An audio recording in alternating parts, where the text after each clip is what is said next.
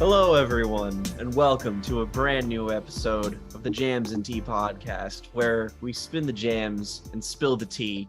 And ladies and gentlemen, I am happy to announce that we have spilled the tea and spinned the jams 100 main episode times.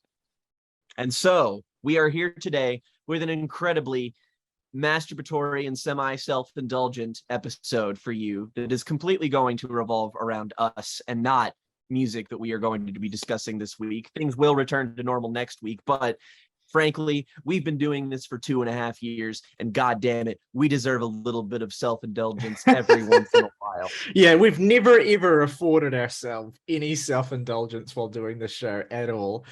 Slowly hands over to our 6-hour Twilight Sad discography video.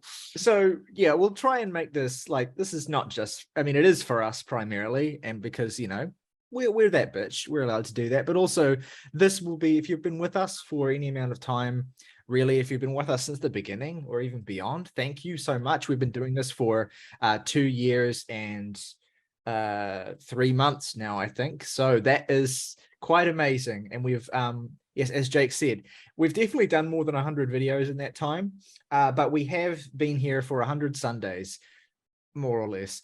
And that, I think, is something worth celebrating. And because it's been up until this point 99 episodes of reviewing new music, well, actually technically 98 episodes, because one of our main episodes, longtime viewers and nerds may remember, was not actually an episode in which we reviewed new music. But anyway, yes, 99 episodes of reviewing new music. So of course, for the 100th one, we're not going to review any new music at all. We're just going to talk about some of our favorite moments across the 2+ years we've been doing this, as well as I have prepared some questions to test the knowledge of my fellow podcast mates as well over the 2+ years of a relentless but very fun bullshit that we've been doing and continue to do.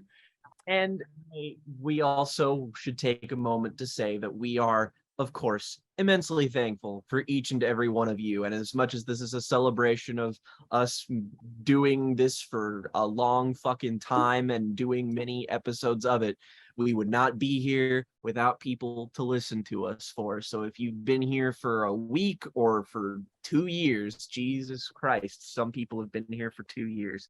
Thank you, regardless. And stop enabling this. Please don't. This is Morgan said unsubscribe. Free me. So the Jams and Tea channel, just as a wee bit of a history lesson, goes back much further than the show. Of course, it is Jake's channel first and foremost. It has been around for over a decade, and there are over, I think, about 411 videos published on this channel. And I think my estimate, I can't remember the exact figure, but I think it's around about 300-ish that have been published since we started doing Jams and Tea. And the first Jams and Tea episode, I believe, was uploaded on the 1st of June, 2020. So yeah, we've uploaded a lot of stuff since then. We've done, of course, our 100 main episodes. We've also done just over 100 Record Club episodes, which if you've been following, you would have seen we recently celebrated that milestone. We've done a number of discography breakdown videos, I think at least 20 at this point in various different forms. We've done a number of list videos. We've done a number of worst to best and tier list videos. We have introduced film and media content as well at the end of last year. Plus, the Rubber Gum Anime podcast has been infrequently broadcasting on this channel since last year as well. Plus, we did a Let's Play of Doki Doki Literature Club last year, which is still one of my personal favorite things that we've ever done on this channel. Yes. And also probably the single most traumatic thing that I've been involved in for this channel. We have... Don't no worry, competition, everyone really. who likes that series. We will one day follow it up with another Let's Play. We've been talking about it for some time. Yeah, well, I still have Undertale on my computer completely untouched because you wanted me to blindly experience that on camera. So we might end up getting around to that sooner than later. So we'll be doing more of that stuff as well. We've got highlight reels, we have compilations, we've got all sorts of fun stuff that we've been doing over the past 2 and a bit years. But the main show, Jams and Tea, the idea of it, the crux of it, is what has been the most regular constant, really. And of course, if we can cast our personal memories back that far ago, I believe it was August's idea to do this in the first place, was it not? Or is that apocryphal now? No, that's I remember that. If I may tell my own little story, Please. I actually had the Please. idea Nope. in my head for about 2 or 3 weeks beforehand, and before I pitched it to you all in our now archaic group chat, Mhm. but I had been like ruminating with the idea of like a podcast between the then 5 of us and kind of thinking, okay, what would be the dynamics? What would the name be like? How basically I was doing my own little planning and framework shit of everything that could go on behind the scenes for about 2 or 3 weeks before I gave you this like 2 or 3 paragraph long pitch of my kind of skeleton to have meat grown on it, a tree in need of figs, if you will, for A meat what the- tree. a meat tree of what I wanted the show to at least kind of resemble, and everyone liked the idea, and thus we ended up here. I think we were all like looking to jump at the opportunity, because I think one aspect of the show that's a bit undersold is that it was born out of us being restlessly bored with the pandemic and consuming an inordinate amount of music. Like that was like for the first, I'm pretty sure 2 weeks of when lockdown started, most of my time was spent talking to you all, like 90% of it, and the for other sure. 10% of it Same was here. watching movies with you guys. Yeah.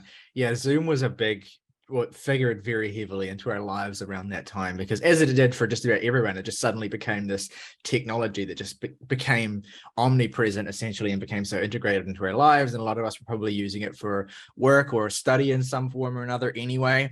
So it just organically felt like a natural extension of that to take what we've been doing, like hanging out on Zoom, shooting the shit, give it some structure. It was very, very loose and formless at the beginning.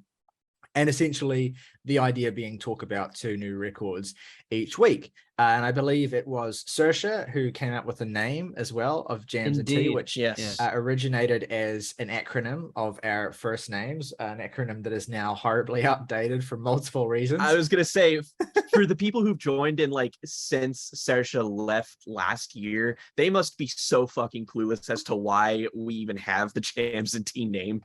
But like, I mean, yeah, it's branding Jams and it's catchy. I mean, Jams Hasn't- and Tea order is fucking nonsense. Yeah. It doesn't mean a thing. Yeah. Has anyone ever drank tea on this podcast? I'm sure Saoirse God. has. She's Saoirse British. Yeah. had Come to on. have at least once, but that's Fucking the English. only. Yeah. Leaving the side down if she didn't. Fucking English woman. And that weird acronym that stuck and was, as we pointed out early on, quite punny for a number of reasons. It naturally spawned that tagline of "We spin the jams and we spill the tea," which I think might have been my invention actually. If I don't remember though. If, maybe I'm taking credit for someone else's It's, there. like I didn't know that this was August's idea. I didn't know that Saoirse came up with the name. All of this shit has been deleted from the hard drive. I mean, I don't- hell. I don't like, even remember saying yes to this show. I think I just showed up. You I showed up remember- a disembodied face in the darkness in our first episode. I I'll always remember remember a it. bunch of like weird little.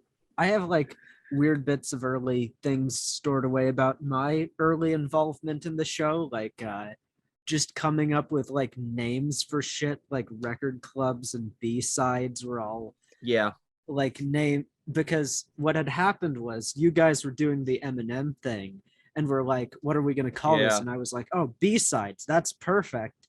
It's like going to be, we'll use it to designate only the episodes that aren't part of the main show. And lo and behold, that kind of spiraled way out of control. And Yeah, so that's a very good point, Hell. actually. Initially in the show, our Record Club series was integrated with our main episode. So we actually talked about 3 records. And the first Record Club actually didn't happen until the 3rd episode of the show. And that was, of course, Devin Townsend's Addicted. And from there, we laid out a format where the 5 of us would each pick a record club each week, the order being the acronym order. So Jake, August, Morgan, Saoirse, and at the time I went by Tyler. So I came in at last. So another reason why in which the acronym is aged poorly. So that was the structure. Really, it was initially we had that record club integrated within the episode. I think we realized fairly quickly that first of all, these podcasts were way longer than I think we were expecting them to be in the early days. The Gang of Youth's record club comes to mind, which was stapled onto the end of our Logic and Taylor Swift video, which I'm pretty sure totals out at like 4.5 hours. It's ridiculous. An absolutely fucking stupid length. For the first couple of months, I think we just didn't really put much consideration into the thought of editing anyway. Or aesthetic or really much of that stuff. We were just kind of like doing it at first and then sort of figuring out what worked as we went.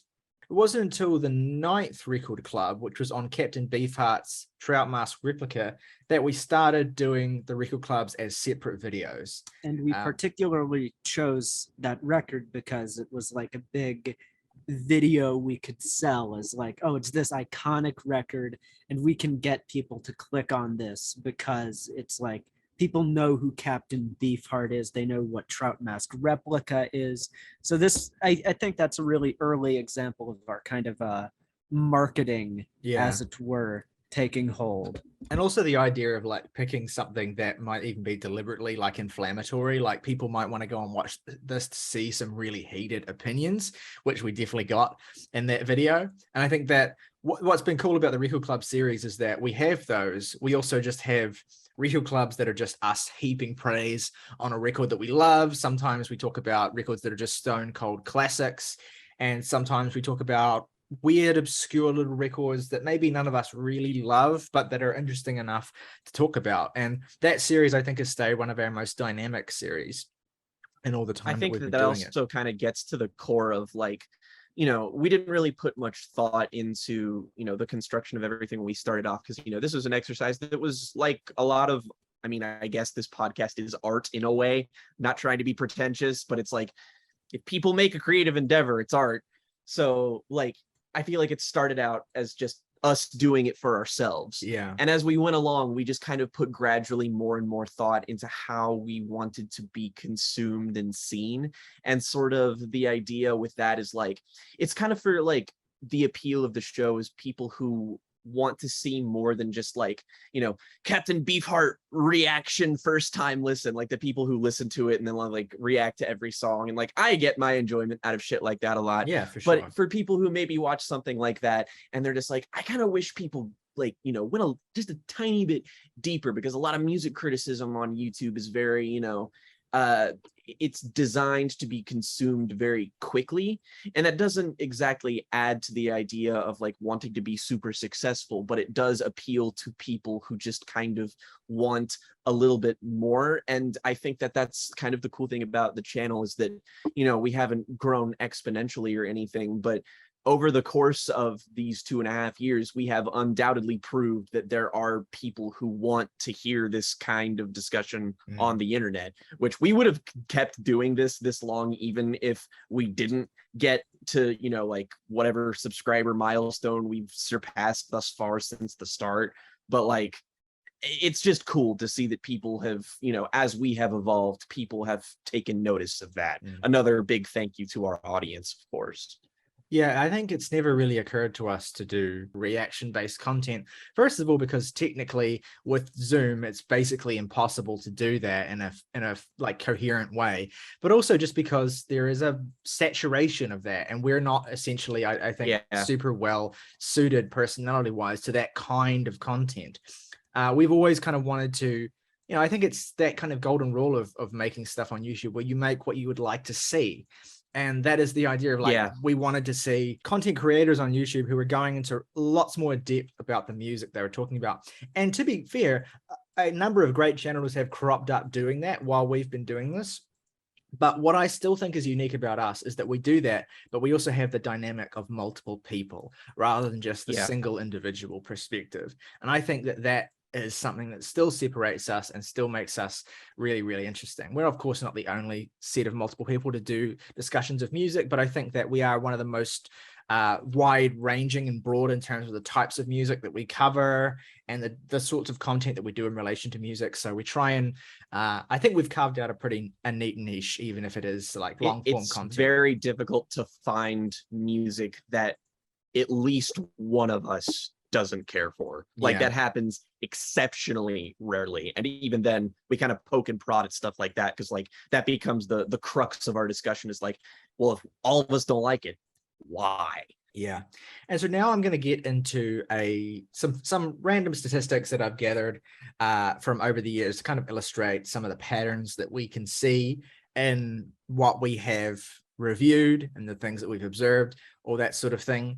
So I want to first talk about some of the highlights, some of the most positive reviews, and just the general like moments and that stand out as some of our most effusive in praise. But it's interesting when I look at all of the albums that we have reviewed, like all four of us have given a rating to, the top 10, like all but one in the top 10 are of course not new releases. They're part of our Record Club series or our discography reviews, or one of them is an EP.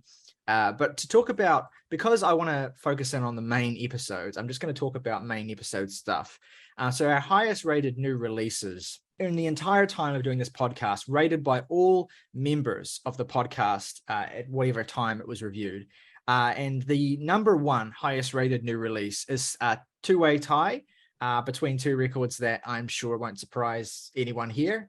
Paranolls, To See the Next Part of the Dream, and Panopticon's Again Into the Light, both sitting at a 9.6 from all members of the show at the time that those were reviewed. We also have, following it up, Deftones' Ohms at a 9.5. In fourth place, Clippings, Visions of Bodies Being Burned at a 9.4. Then we have Nick Cave and Warren Ellis's Carnage at a 9.0. And, of course, Phoebe Bridges' Punisher at a 9.0. The classic. Yeah, so many amazing memes have been born out of that early review. When I think about it, I think that's the episode that the podcast really started. That I agree, actually. Yeah, that is one of the most key early videos that we did, I think, because it's set up and really kind of cemented so much of the dynamics of the show and the sort of music that really animated us and the sorts of people that we really are. So yeah, that comes in at, I guess, a tied fifth place with Carnage. Then at seventh place is Lingua Ignota's Sinner Get Ready with an 8.9. yes. In eighth place, Brockhampton's Roadrunner, also with an 8.9. And in ninth place, Black Midi's Cavalcade with an 8.8. And then there are actually four albums with an 8.7. Black Dresses, Forever in Your Heart, Genesis Owusu's Smiling with No Teeth, Little Sims, Sometimes I Might Be Introvert, and Sweet Trips, Tiny House, etc.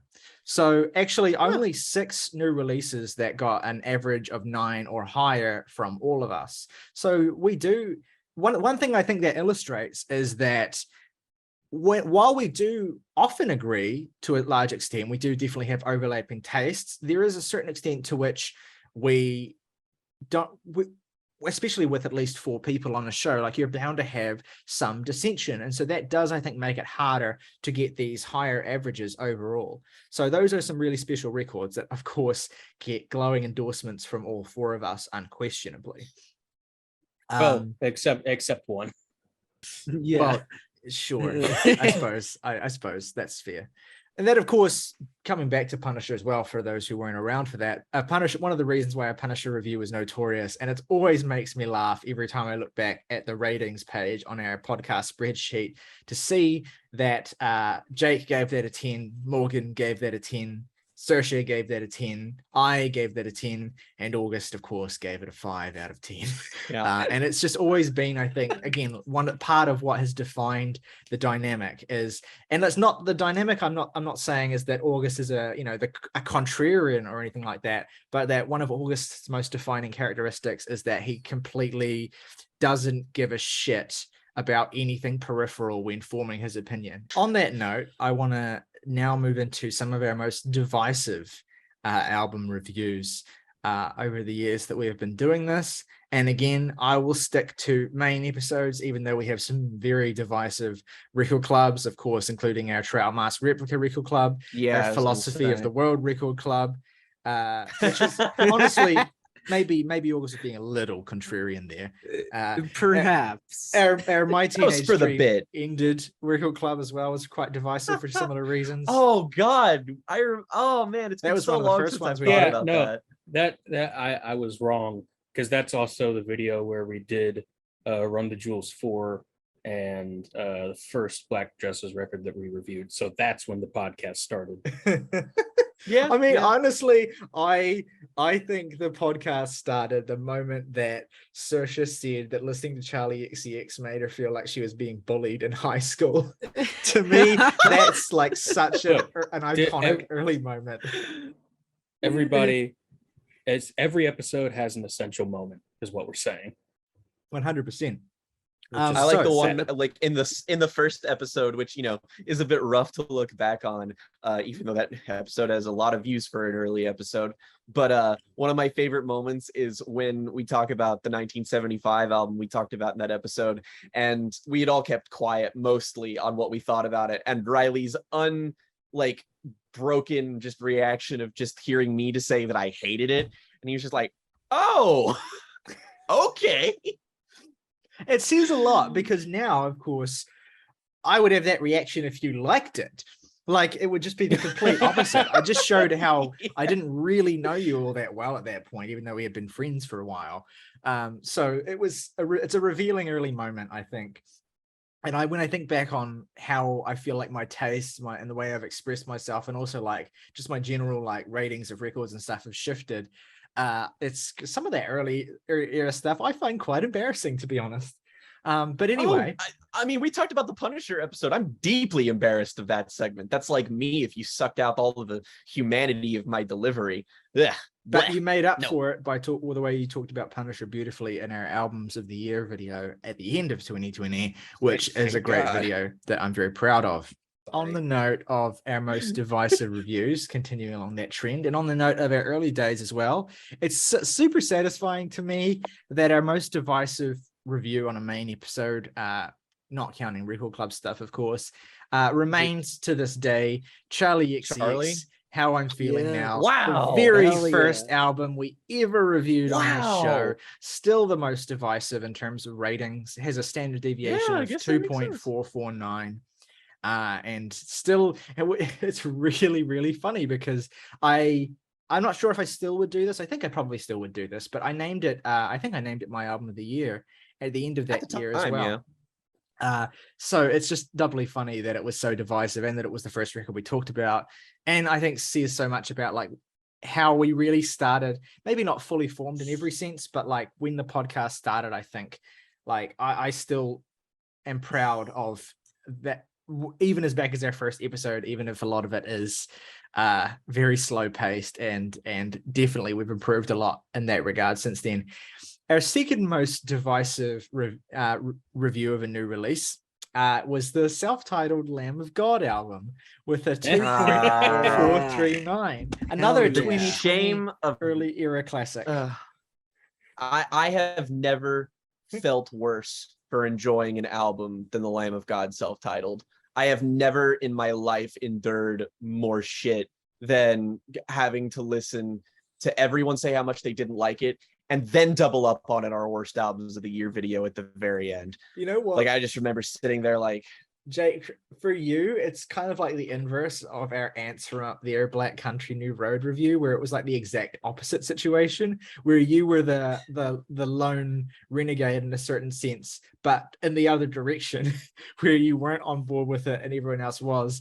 It's I feel for you in those moments, because I can see very clearly how much it tears you up inside to have to occupy that role, but it does make for some of our best segments, I will say. All right. Now I'm imagining right now Jake in a big trench coat walking down a dark alley while Renegade by Styx is playing. It's an amazing mental image. And Oh, God, speaking I of, wanna make that speaking real. of, this is beautiful. I couldn't have planned this.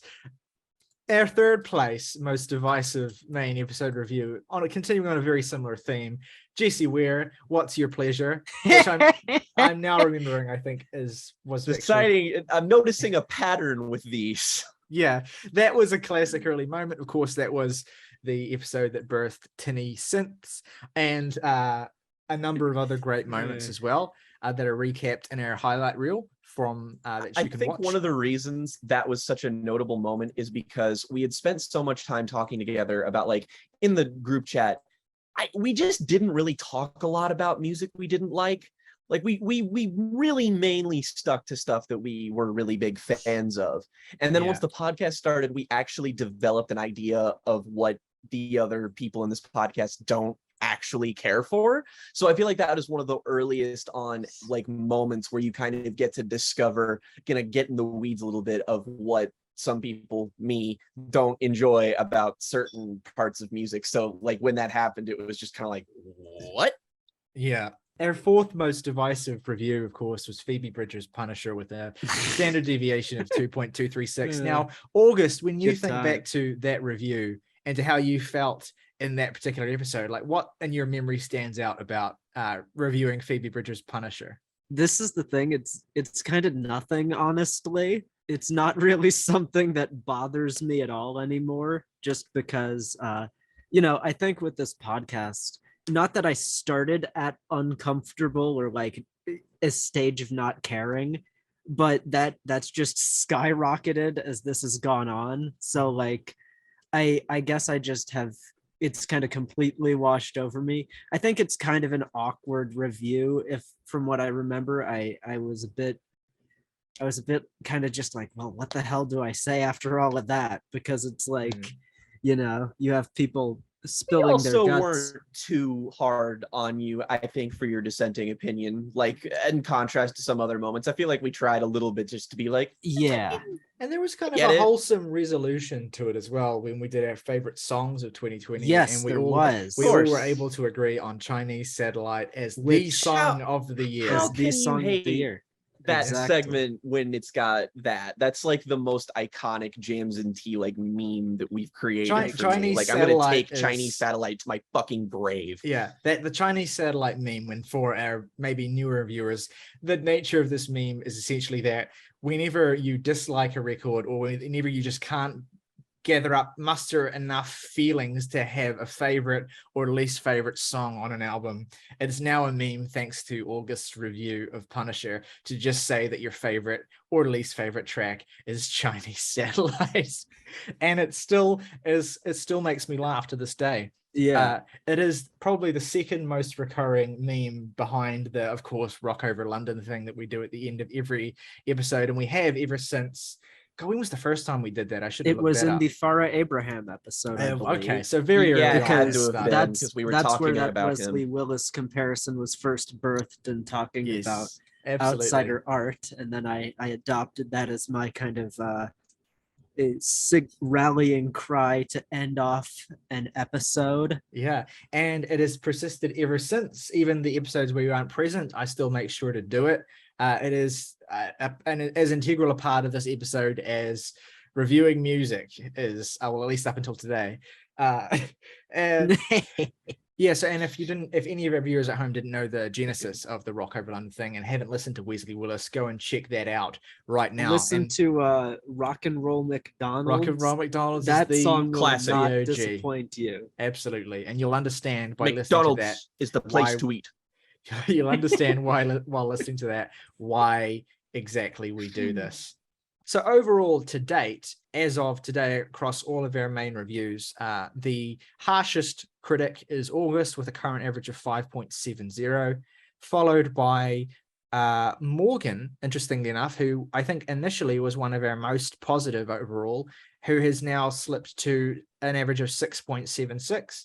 Then Jake very closely in front with 6.83. And then myself, still the highest rater overall with 7.20. Which is interesting because at the start of this year, I made a pointed decision to like be a bit more discerning with the ratings I was giving, and I kind of overhauled my personal system. And even taking that into account, if I just look at the ratings I've given this year, I'm still the most generous. So that is really interesting, although I'm very closely followed by Jake. So it is interesting that tends to be the way that our rating trends tend to work, and I'll keep track of that to see if it changes over time.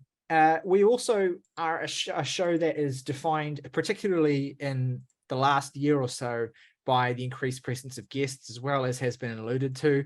We have, opened the family wide, especially because, the rate of stuff we make, it's hard for everyone to be around for everything. And sometimes people just don't feel like they have anything to contribute to a particular review. So we often get guests in who feel like they have an opinion on, or are particularly equipped to talk about a particular record. And so shout out to all of the guests that we've had. I'm going to list them off in ascending order of how frequently they've been on. Shout out to our one-time guests. And this is, again, just the main show. So shout out to our one-time guests, Luke, April, and Mika. We hope to have you all again very soon. I'll also give a special shout out to our one-time guest, August's teacher, Ryley, who joined us for Record Club on Frank Zappa as well. Shout out to them. And so much so that you stole his name. I did. Yeah, incredible. Your soul is shout out to the shameful. two-time main episode guests, Zach and Jen. Zach, I think, has been on plenty of other things that we've done on the channel as well, but only 2 main episodes. Laura comes in next with 3 main episode guest appearances. Then Brett with 4, including on the very last main episode. Then Jacob with 5. Then and also Emily has been on 5 times. And our most prolific guest to date with 6 appearances on main episodes is Connor. So congratulations to the Nebraskan boy, Connor himself, the other Nebraskan. All right, well, that's enough stats. Let's move into some of the main meat of today's episode, where I've prepared a series of questions for each of us to answer in terms of, well, first of all, questions for each of us, myself included, to answer about landmarks on the podcast that we particularly remember for good or bad reasons. Well, the first thing I want us to list is an album we've reviewed that not enough people have heard. Jake, what did you select for this? I had to actually go and look numerically as to how many people have rated these albums on Rate Your Music to kind of gauge their popularity, because otherwise I feel like I don't have any empirical data to measure that more people need to hear. Otherwise I would I could just be wrong if I didn't include concrete numbers. So this is technically a 3-way tie, and one of them, or at least 2 of them, are because they are projects made by people we know or people on this podcast. Of course, I'm talking about Glacier Flower 21, which is an album that, of course, more people need to hear. Obviously, it's one of the 9/10s that I've given on here. Still stand by it. That record's in my top 100. And also a record from friend of the podcast and music journalist Hannah. Her album Fell from the Tree. Obviously, another album that people need to hear about. But in terms of albums that I have given the highest score to that have the least number of ratings, that's actually my album of the year last year. The World is a Beautiful Place and I'm No Longer Afraid to Die's Illusory Walls, which has a meager 1,000 ratings on Rate Your Music, which is just, compared to everything else we've talked about, pretty criminally underrepresented, unless we're talking about fucking we didn't even technically cover Spanish love songs, but still, regardless, it's an album that just not enough people have listened to, and I'm kind of adamant more people would like if they did, even though it is a really unique combination of things. Very good. Yeah, I mean, obviously I co-sign that. Amazing record. August, what was your pick for an album we reviewed on our main show that not enough people have heard? So I wrote down in my notes, Glacier Flower 21 with a winky face. But my serious answer, even though that is also a serious answer, is the album As Days Get Dark by the band Arab Strap, which I believe, not that it was not some, unpopular record. I just think it didn't quite get the reach and coverage it could have truly achieved. This is a fucking... if you like John Waters, this is an album for you. It's except it's by these like screaming little Scotsmen who don't actually scream. Are they even Scottish? I'm not They are sure. Scottish, yes. They are. Okay. At least that statement was 50% correct. Anyways, this is just a really fantastic, easy to listen to album. Tons of, for me, memorable tracks. Just weird, fucking gnarly shit.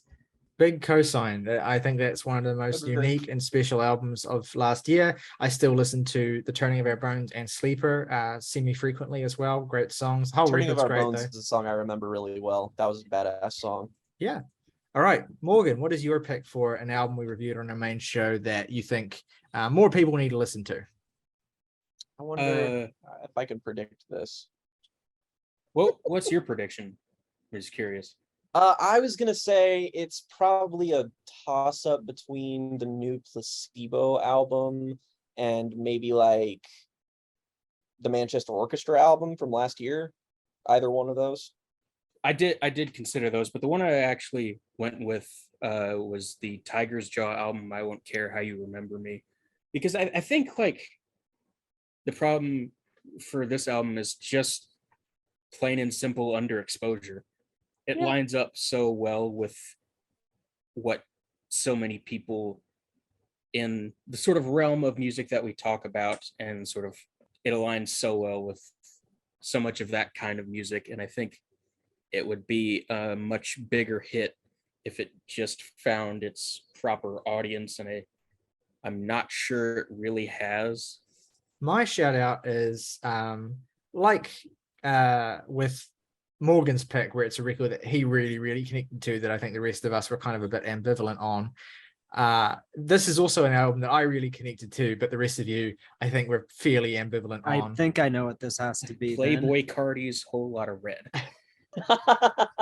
Yeah, really an album that God. needs more exposure, I think. Truly. Another person you stole your name from, perhaps. Yeah, you got it, August. So my pick is Ryley Walker's album, Course in Fable, that we reviewed last year. Indeed, another person whose name I like so much, I stole it because he spells his name the same way I spell mine. But no, this was, I could understand why this wouldn't be an album for particular members of this podcast, but I think that the world at large should give this record more due. It's a really interesting take on jazzy, progressive folk music. It has some really arcane and interesting and original arrangements. For such a weird and abstract record, and one that I actually haven't listened to in a while, I still remember so much of it so well, which really speaks to, I think, how accomplished the compositions are.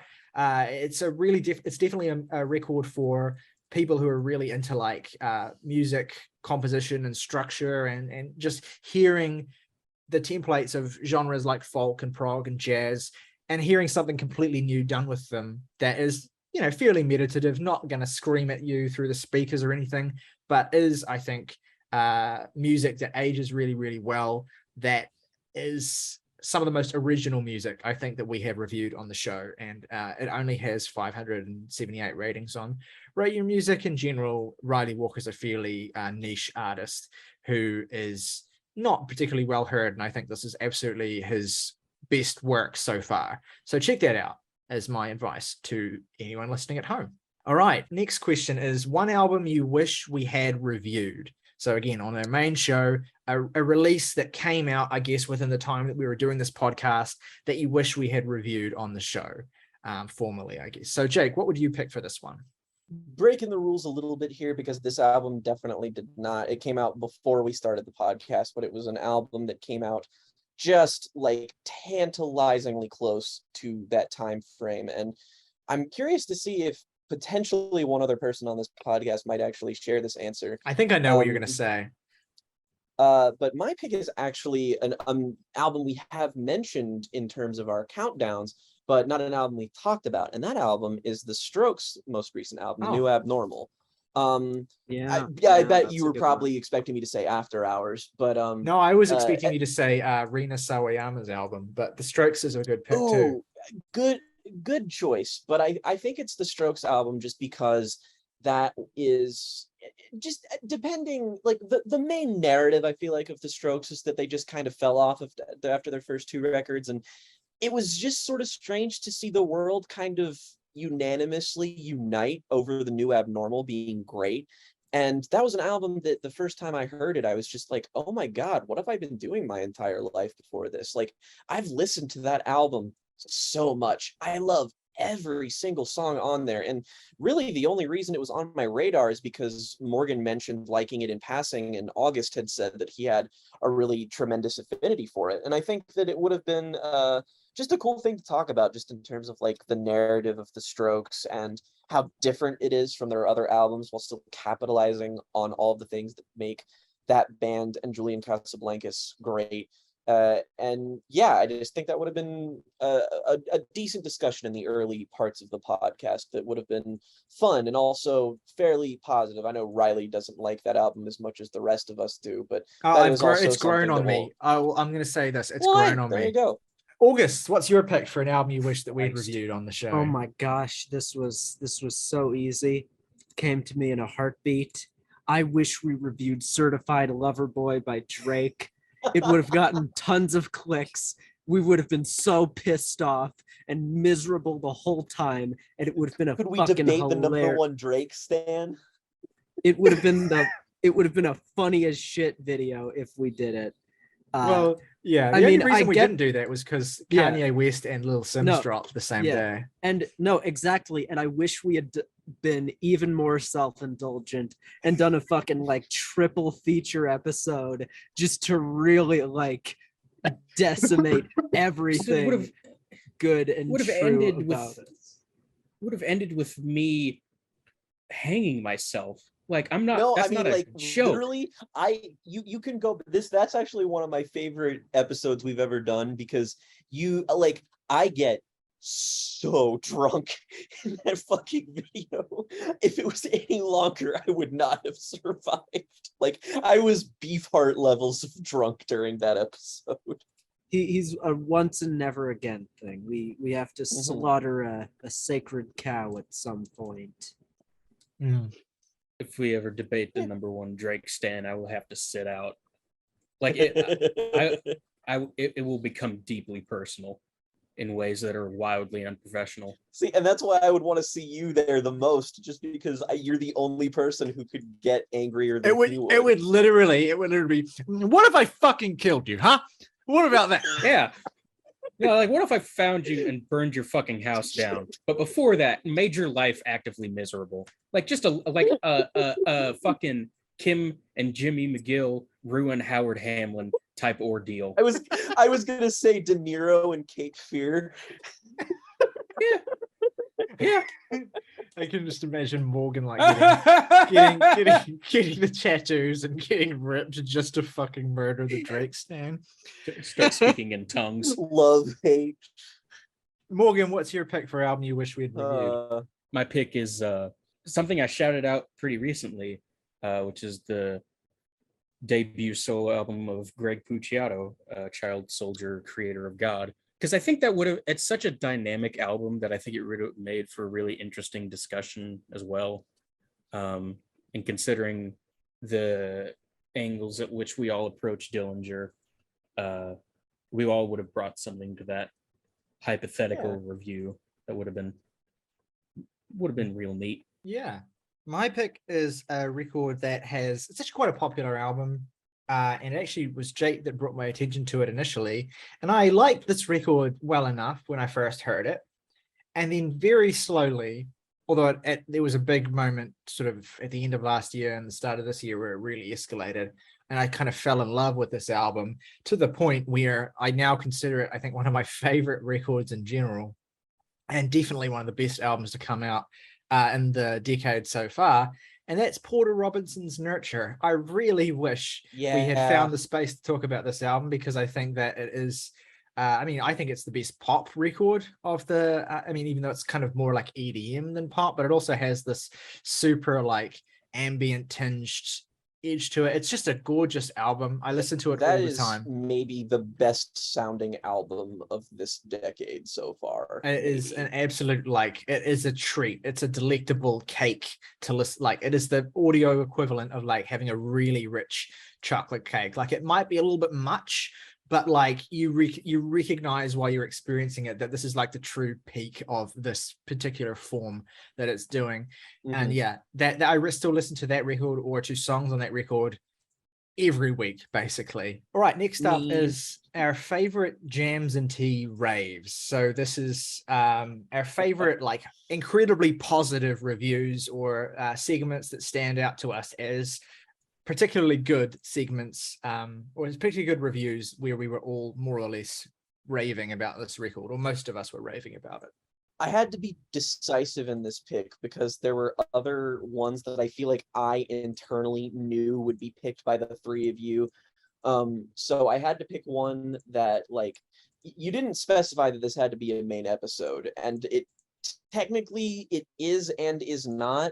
But I'm curious to see if maybe I'm even stealing someone else's pick here. But my pick is very predictably the Deadwing Hand Cannot Erase dual episode, because that is just some of the most fun I think I've had talking about albums that I love. I mean, obviously we're talking about my favorite band and one of my favorite, like, musicians of all time, and we get to talk about the most, like, some of the most significant works from each, and I feel like each of us brought something to each perspective, but like our effusiveness was both really passionate and very multifaceted. Like, it wasn't just, oh my god, I fucking love this, which, you know, sometimes that's all you can do when you're really overwhelmed by something. That was like me during the Panopticon episode where I was just like, bleh, but I just wasn't articulate at all. This was something I feel like everyone was more like concise in and contributive, and I'm really proud of my contribution to the Deadwing segment of really like cracking open the mystery that is the unfinished and unrealized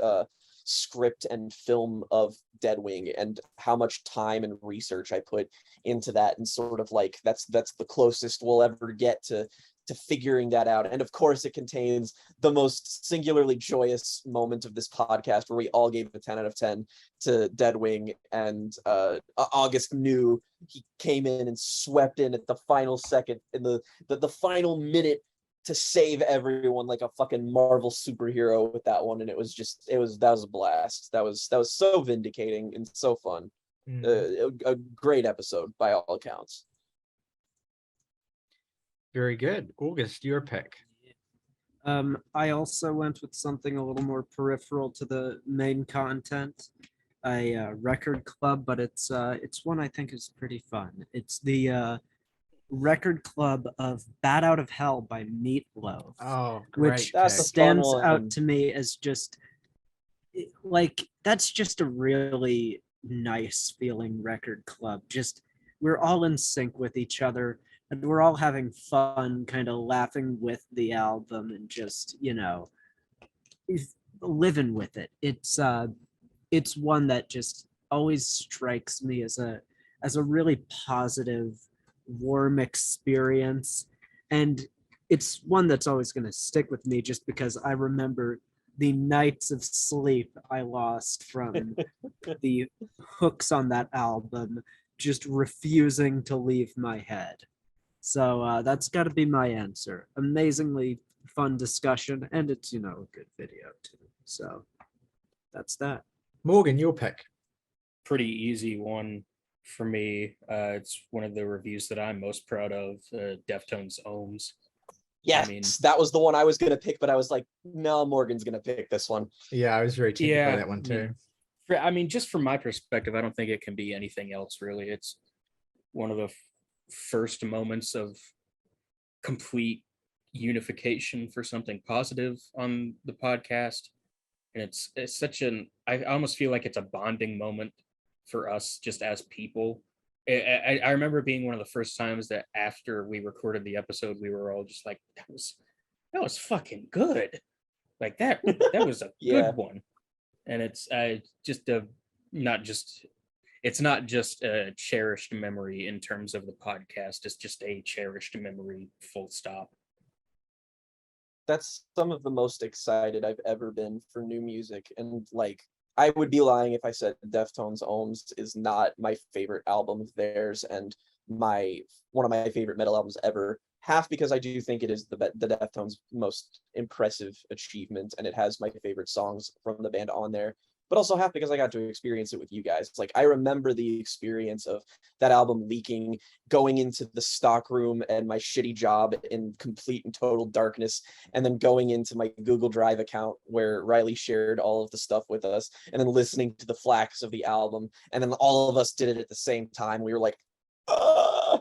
And that was so fun. That was the power of music, baby. That was some good I feel shit.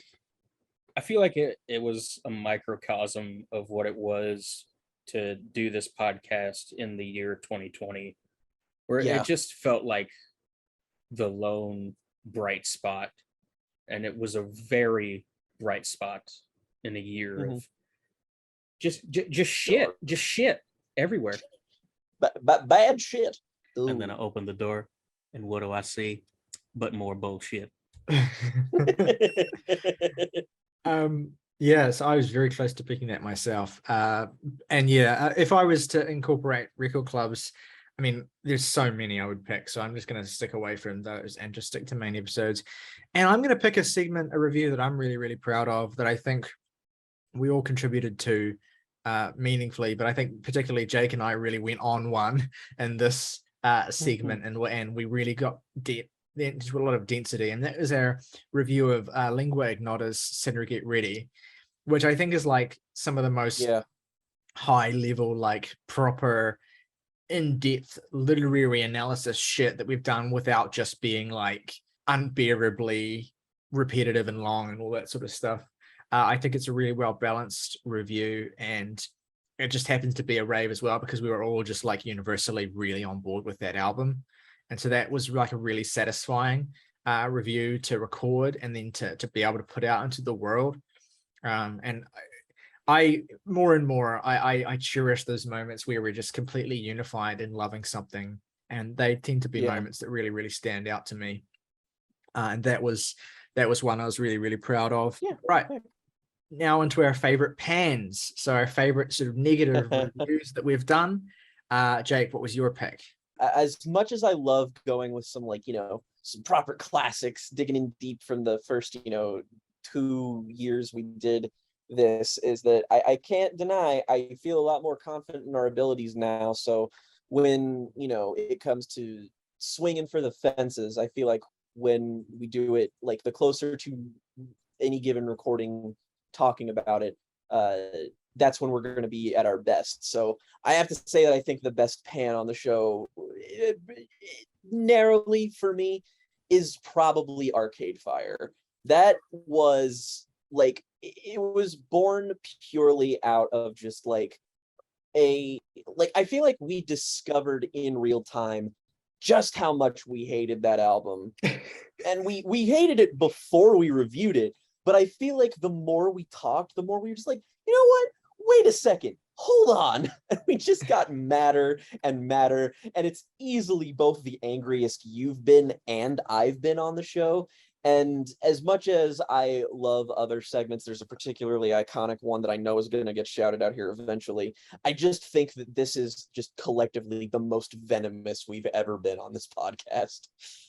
I'm actually a little I'm proud of 95% of that segment. But the part where I just really lose it and get a bit and just get, I think objectively too angry at an album is something I'm a little. And that's exactly why I love it. I'm a little embarrassed, but I'm glad I wouldn't remove it from existence. It exists. There's true fear in my eyes at that moment. You could just zoom in and be like, oh.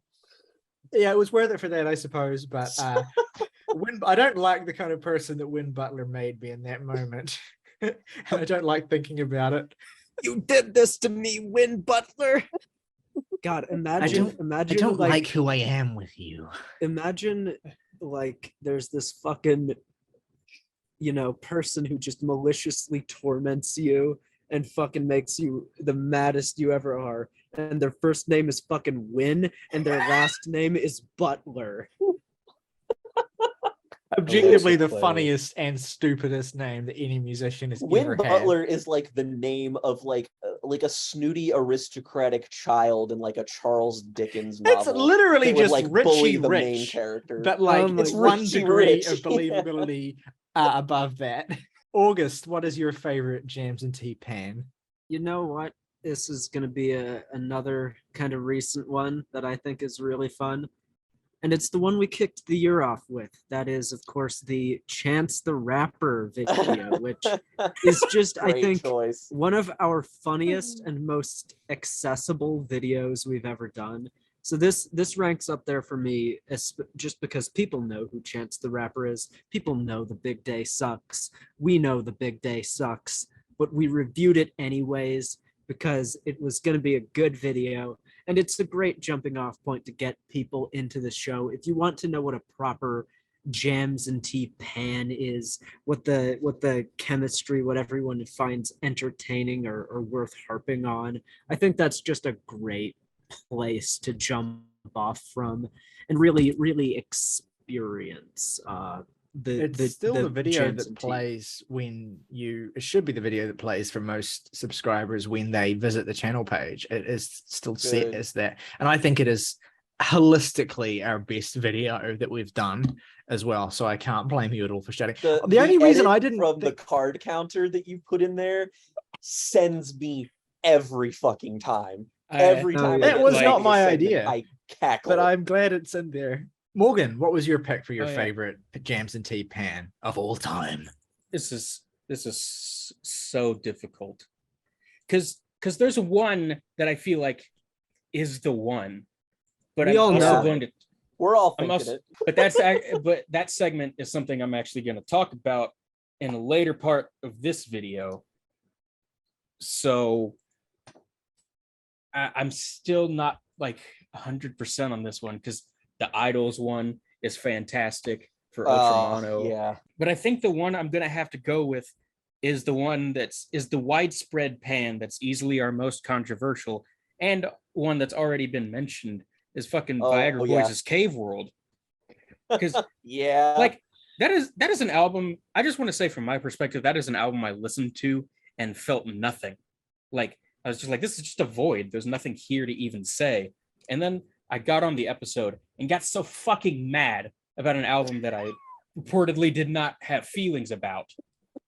So that's a thing of beauty when you can listen to something. It's like a journey with a great album where every detail of it intimately unfolds with you as you listen to it more and more. But it's like the inverse of that, where like you become intimately familiar with a work of art because it drives you so fucking crazy. As just and the fact I like it can't be understated how much the fact that we actually pissed a lot of people off with that one plays into my pick. That was one of my runners up for one of my personal best moments, frankly, just because Oh yeah. I seemingly like I hit a nerve with people and I'm like, good, I succeeded. I did it. I pissed people off finally. That's a trend that shows up in my pick for your best moments. You know what, Morgan? You actually just stole my pick, but I have a backup, so Well. it's fine. I was going to say the Hell yeah. new Viagra Boys review, but I'm going to go with definitely what I think has the highest density of classic moments of, well, maybe not. I mean, the Smashing Pumpkins one we're all thinking of. I'm not going to go with that. Yeah. The other one that has the highest density. Smashing Pumpkins is like our unofficial winner collectively. Yeah, it would be almost cheating to pick it. The other one that has yeah. the highest density of like amazing moments to me is the Idols Ultra Mono review. So I'm going to go with that. That one is just like still makes me laugh out loud to this day. It's I listen to your shit. It's spawned the No, fuck you, buddy. fuck me. That I me? still think of nearly every day. I'm not even exaggerating. So Glow stealing my flow. Yes. Yes, Soul Glow literally saw that video and put that bit I at bet. the start of one of their songs. Yeah, so the Idols review. I mean, go on, if you don't have the time to go and watch the full review, check out the highlight reel. It's the third highlight reel that we did that it's in, and it's just amazing. It's funny. Now, on a more personal note, scores that we would change. So let's start off with one score that we would lower, at least a full point ideally, but doesn't have to be, I suppose, if you struggle with this. Although I think this one is probably one that none of us would really struggle with. It's very easy, I think, to lower scores when some time passes. But Jake, what was your pick for this? As mentioned before, I try to really solidify almost understates my desire to have a definitive conclusion on a record. I try to calcify my opinions so that they are preserved for as long as humanly possible with my present self. So I try to sort of get everything out of a given experience. So I don't change a lot of my scores. Like, I went through my list like in our Excel sheet for both scores we would lower and scores we would raise. And in both instances, the biggest like difference for these would be a difference of 0.5. So I couldn't even do a full point, except for one, which is why this is the only time I would ever do it. And if you know me, or if you've been paying attention to reviews this year, this is an easy pick for me. But yeah, the score I would lower is Black Country New Roads for the first time. Stop! Only by He's already dead! I'm sorry. It's the only one. And I tried to see if it could have been any other record on here. It's a record I still have a decent amount of affinity for. I like it a lot. I'd still keep it at like a solid 7 out of 10. But it was really just like, I was trying real hard. And now that with distance, it's like the one record I can say, yeah, I was just a little too kind to it, I think. If I feel like, did you all ever see that Conan interview with Mark Maron where he's talking about being in Joker, and he's like, well, I just generally don't like these comic book movies, and the crowd boos him, and he's like, what? You won. Like, you nerds won the culture war. It's over. That's how I feel for, like, on behalf of myself and Jake, talking about Black Country New Road in basically any context. Everybody's like, boo, and you're like, but you have it. You won. What do you want from me? August, what is a score that you would lower now with the benefit of hindsight? Okay, so yeah, this is perhaps one no one even thinks about anymore, but it's the score for Napalm Death's Throes of Joy in the Jaws of Defeatism. And now I picked this one because it was stupidly obscure and no one cares.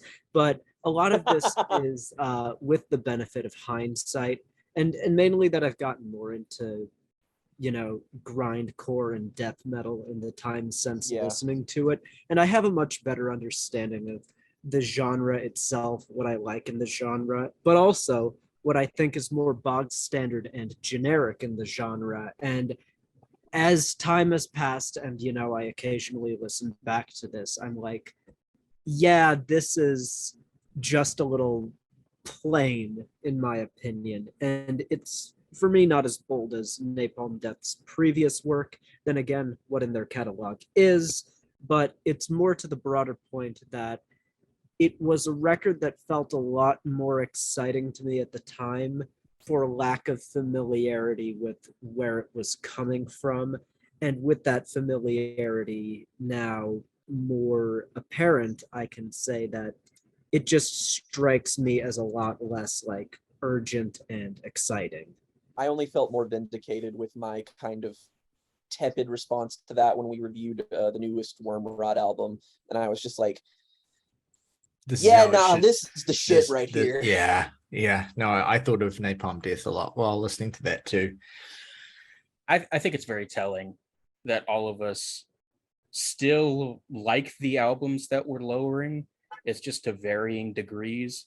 But my pick is Wolf Alice's Blue Weekend, which I gave a 9.5 to when it released.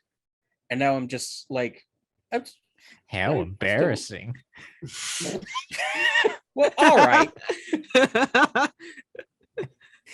Why am I the only one that gets shit? Fuck you guys. Yeah, I still enjoy the album, but it's, you know, it's a much more tepid, measured response now, to the degree that like I kind of think back to that review and I'm like, what the fuck was I on about? Like, did I just hear a different album? Was I just horny? Like, what's that? I don't like what's going on. Very, very real possibility that was it. Yeah, and who among us? Horny sus.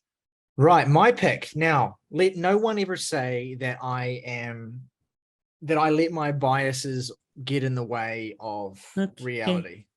There are lots of scores I would lower. As I kind of already said, I think I was a bit score trigger happy in the earlier days of this podcast, very keen and happy to give higher scores just to be that dude, I guess, and I'm not that dude anymore. So I was thinking about what's the score I would lower the most. And it's actually an album that I still like a lot, for the record, but it's just an album that I definitely gave it far too high a score when we initially reviewed it for what it is, but I still like it a lot. I consider it basically a great record, and it's Autechre's Plus. I like this record a good deal. I gave it a 9.5 though, which seems so excessive to me now. I don't know what I was thinking. It's a great record, great songs on it, but it's firmly like in the lower tier of my Autechre ranking now. And I'm just like, what was I was really drinking the Kool-Aid back then. So I'd probably lower it to about a 7 now. I really like it still, which I've said now 6 times because I'm horribly insecure. But yes, I definitely overrated it. And I wanted to put the Autechre one in there as my pick because it just to like, so I'm not like always just fully sucking the dick of the British man with The British tech. man. The tech, yeah, the tech. So Yeah, he'll give you the tech. let it be known that I can, put down. Not floppy disk, but hard drive. All right, let's talk about scores we would raise now to, lift the spirits up a little bit. Jake, what is a score that you would raise, if any? Well, what I said for the previous category is true for this too, and in fact, even less so. If there's one tendency I have that is like even rarer than lowering a score, it's raising it. That just doesn't often happen with me. So I have a bit of a dual pick here. And it's one because one of these picks is one that I think I just initially either misjudged or was just coming at from a perspective that I just feel was way too harsh in my opinion. And one where my opinion has my enjoyment has sort of stayed my level of enjoyment has stayed the same, but my sort of affinity for the album in general has grown. And my first proper pick for this category is Folklore. I gave this like a 6 or a 6.5 when it came out. And look, you can accuse this of chalking it down to you've been dating a Swiftie for longer than a year, Jake. But look, here's the thing. I just like Taylor Swift now. I mean, we did a discussion about Red. I like that album a great deal. And I'd say that I only Yet another narrowly brother even like lost. that. Sorry. I mean, look, you can throw that at me and that's fine. But generally speaking, I just think I kind of took, Taylor Swift produced by the National a little bit for granted at the time. I was a bit too my perspective critically was way too trying to reckon with this pivot and sound that she's made. And I'm like, no, it's just a good album that I really like. The other album, if I can regain some of my credibility with Morgan here, is that I wouldn't change my score for this, but my cardinal issue with this album has predictably softened so that I can say that I genuinely do like it a fair bit more, and that's Mastodon's Hushed and Grim. And that the production still bothers me on that album, I'm not going to lie, but it's still something that I can enjoy and listen to. Sort of, I can just more easily ignore that now, and I guess that was just sort of getting on board with that was rewarding, because I remember I listened to that album a shitload of times and in a shitload of different ways, and I was just like, God damn it, let me love you. And I'm like, yeah, I've come around on it a little bit more. It's bottom tier Mastodon for me, but then again, the bottom tier of Mastodon is better than most people's good tier. So I don't fucking. Anyway, August, I love this. This is one of my favorite categories to come up with because I just find everyone's answers really interesting here. I think it gives a lot of insight, especially when you're forced to do this. So August, I'm curious, what score would you raise if you could now with the benefit of hindsight? Well, better get your freshest attire because this baby gonna be fire. It is clippings, visions of bodies being burned. Ooh. Is something I already gave an 8.5 and is on and would probably be like a 9.5, maybe a 10. It's a record I absolutely adore. I love this record. Like, this album has always been in my rotation in some degree, some capacity, whether small or light. It's just an exceptional hip hop album, amazing production, amazing storytelling. I mean, you know, I've addressed some like very minor critiques I have with parts of it, but it is just front to back fire, a record that I think was really one of the points where I started to understand kind of the weirder, naughtier side of hip hop and just how interesting and enjoyable it could be. And it thus catapulted me into getting into groups like Injury Reserve, for instance, and really being able to immediately understand that album's fantasticness, which you'll know. Interestingly enough, about both of these albums is they are both my number 2 of their respective year. Yeah. So, little connection there, but that's one that just gets better every time I hear it. Amazing record. Morgan, your pick. This is a bit that I hate to backpedal on, but the album It's a good bit. that I am going, the album that I am going to raise is Taylor Swift's Folklore. Now, I'm raising it from like a 2.5 out of 10 To a 3. to like to like a 4. I don't like the album. That's never gonna change. But like, I don't know.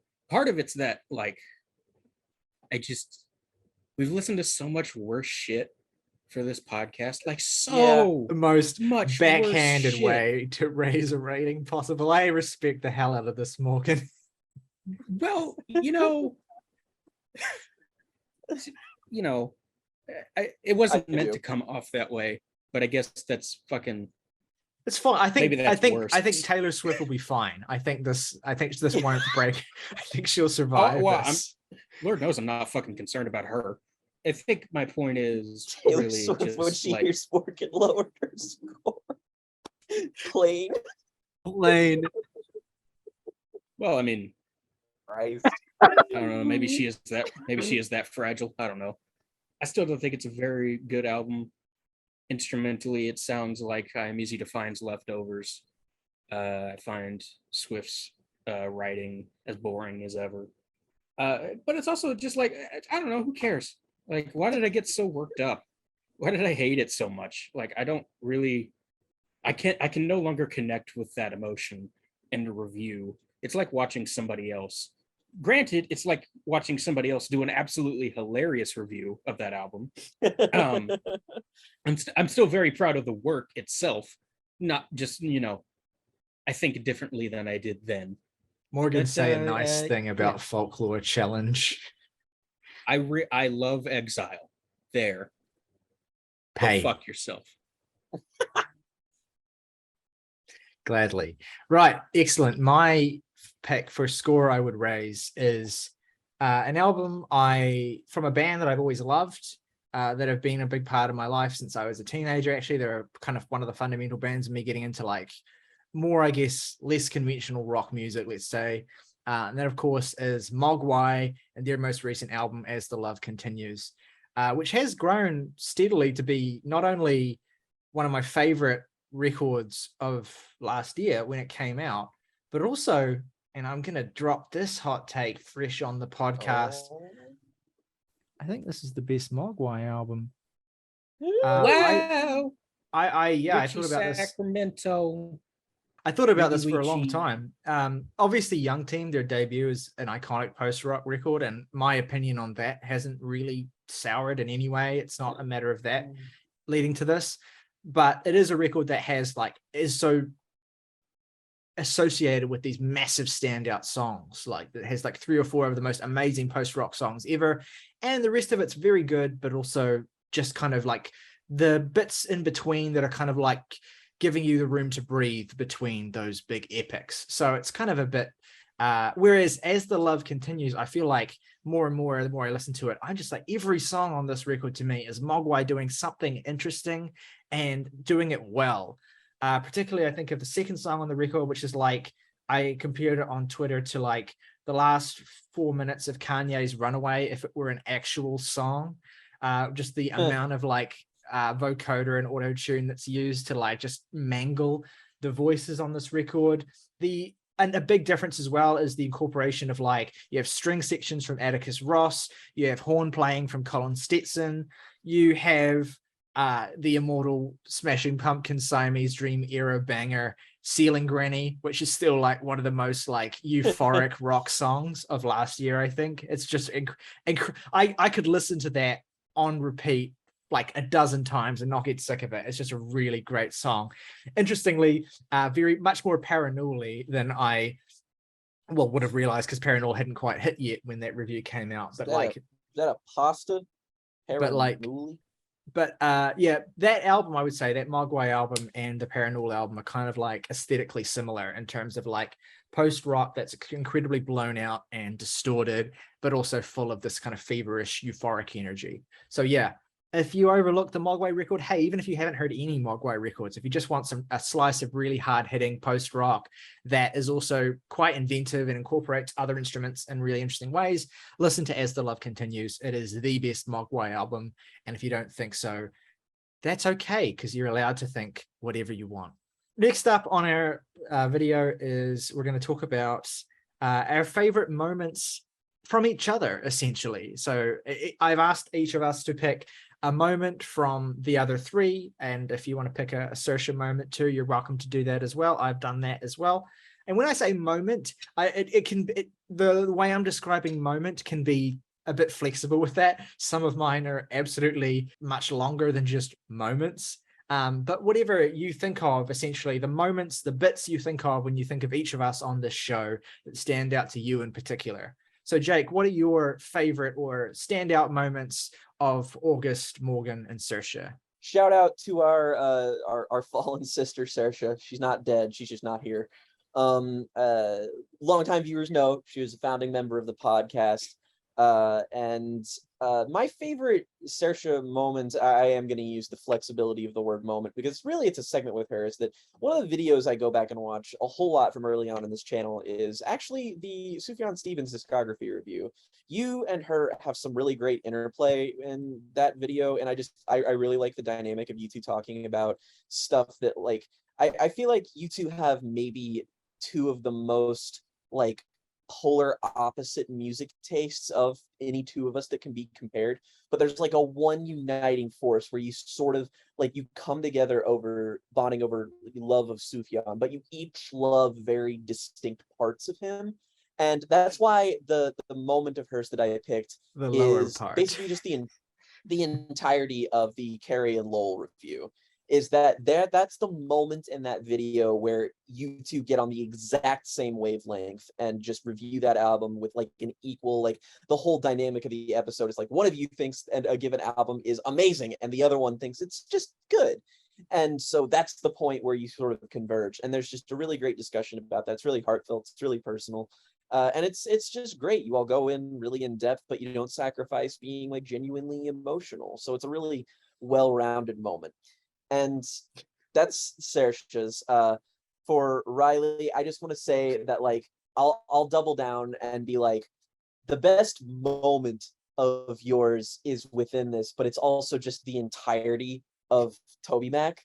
Like, the editing that you put into that video, your presence in that video, but I don't think I've ever laughed harder at a single sentence any one of us have ever said other than, America needed Toby Mac. It's I think about it. I have only one, and it's in this segment. Perfect. I can't wait. But like the way you put on the facade of that, like, you like, there's one, but like, I think maybe the only time I've ever not minded being interrupted in this podcast is where you go, Toby's back. I'm so thrown off guard in that moment. You just see me kind of like recoil and be like, yeah. And it's like, it's so, you go off so hard on like the title track of that, and like every little moment of like, or when you just say, Kevin, his name is Kevin. Just fantastic shit, honestly. Great stuff. August, I got into the weeds a little bit with yours because I wanted to pick something that wasn't like one of the more obvious bits that I feel like more people might take, and that's because this is technically not Jams and Tea podcast, but I nonetheless had to pick it because it's like the best moment I feel like we've ever like reached, like involving discussion with you, and that's easily the Evangelion review I of knew 3.0 plus 1.0 with Jen, and it's the This is reconciliation the you worst come to. film ever released. That is only the tip of the iceberg. Like that entire really is. episode is so fucking funny. And then at the very end, you just find like August, you just come to this incredible conclusion that's not unlike what Morgan came to in the Seer episode, where you just sort of come down as just being like, this person made like one of the most defining works of art to me in my life, and I just need to let go of them.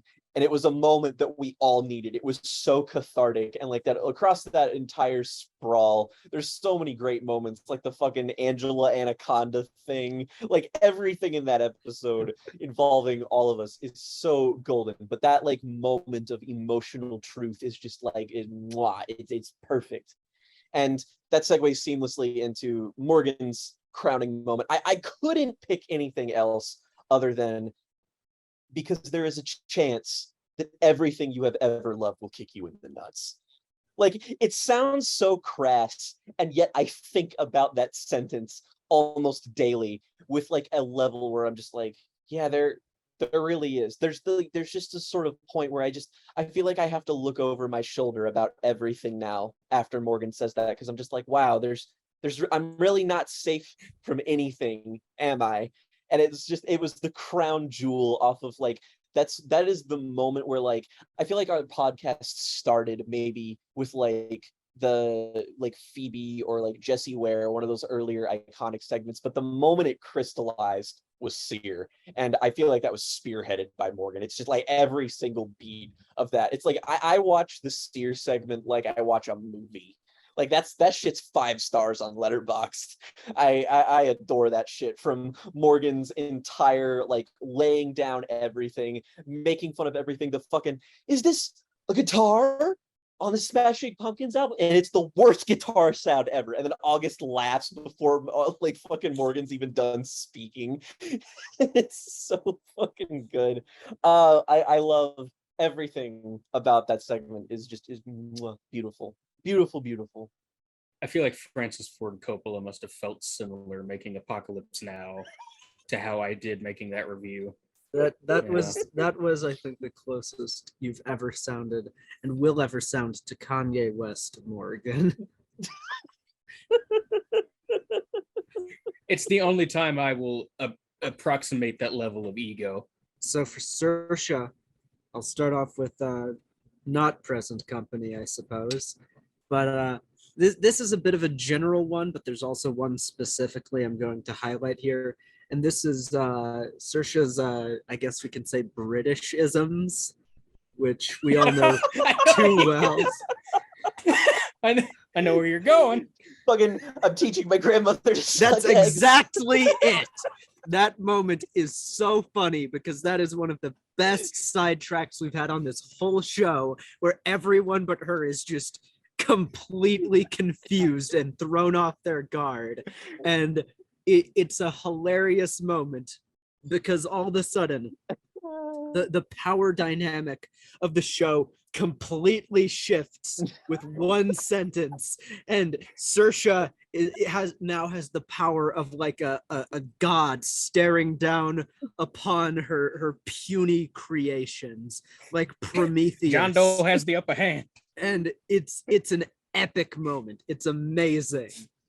And so that's just, it's a paradigm shift in the podcast. So That's gotta be my moment for her. For Morgan, this one, it was hard not to pick the most obvious thing because that's the best review ever by any human. And what I went with was your Deftones review, which I think Glad is someone did. it's an Yeah. amazing moment in the podcast for me because I think up until that point, you were a little quieter than everyone, a little more reserved, but that was really like a transcendent moment, and I think really helped to start define your presence in this podcast. I think it's a really beautiful moment because you see, like, you just give this fantastic review, and I think perfectly hit the nail on the head in the way no one else on the podcast could. So that's far and away my favorite Morgan moment. Now, my favorite Jake moment. Oh boy. This would have to be the Jesse Ware review. Because this is another moment where we see a member of the podcast be defined. Because when I was initially picking, I was like, oh, maybe it's the ants from Up Here one, or maybe it's fucking Viagra Boys. But I narrowed it down to Jesse Ware because that to me is the review where Jake truly nailed down his ability to be both scornful and sympathetic in the greatest way possible. And to me, that's another like transcendent moment where a character is established and something becomes realized within the show that was not there prior. I think that I had no like frame of reference for how my opinions could be countered. So I was just so brash and unafraid, and I was also drinking tequila. So that combination, I was just I like scorched earth. I cared not for what people would think, and as a result, it yielded maybe my favorite facial reaction on this podcast, and that's easily when I say 10th sense, and it's just the look of unadult. Like it's not even like pain or confusion or anger. It's nothing but like just pure horror on Ryley's face. Like when it cuts over to you, you look as though someone has like. You look like Jim Gordon begging Two-Face not to shoot his son in the head.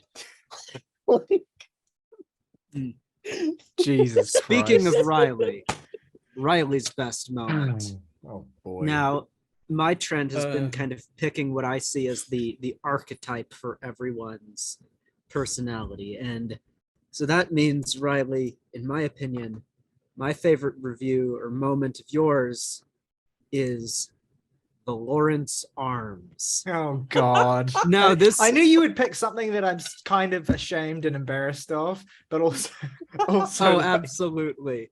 Because this one to me is hilarious. I love the moment where you're so pissed off about not being able to like even comprehend the badness of the album.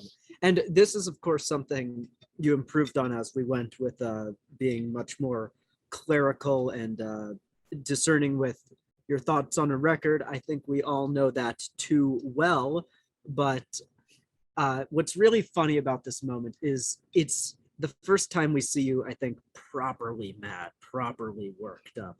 And yeah, I can understand how that would be embarrassing for you, believe you me, but it is a moment where the kind of positive, cheery, kind of easygoing persona that gets just torn away, and it leads to a deranged person. I will say that I think one of the attributes of myself that I'm maybe the most, I guess, proud of is that I can be naturally funny when I lean into the dissonance between my inherent desire to be fair and like critically discerning and like actually appreciate art for what it's trying to do as well as how well it does it, when that conflicts with just hating something, so the experience of listening to something so much that I just completely am unable to keep that facade of objective,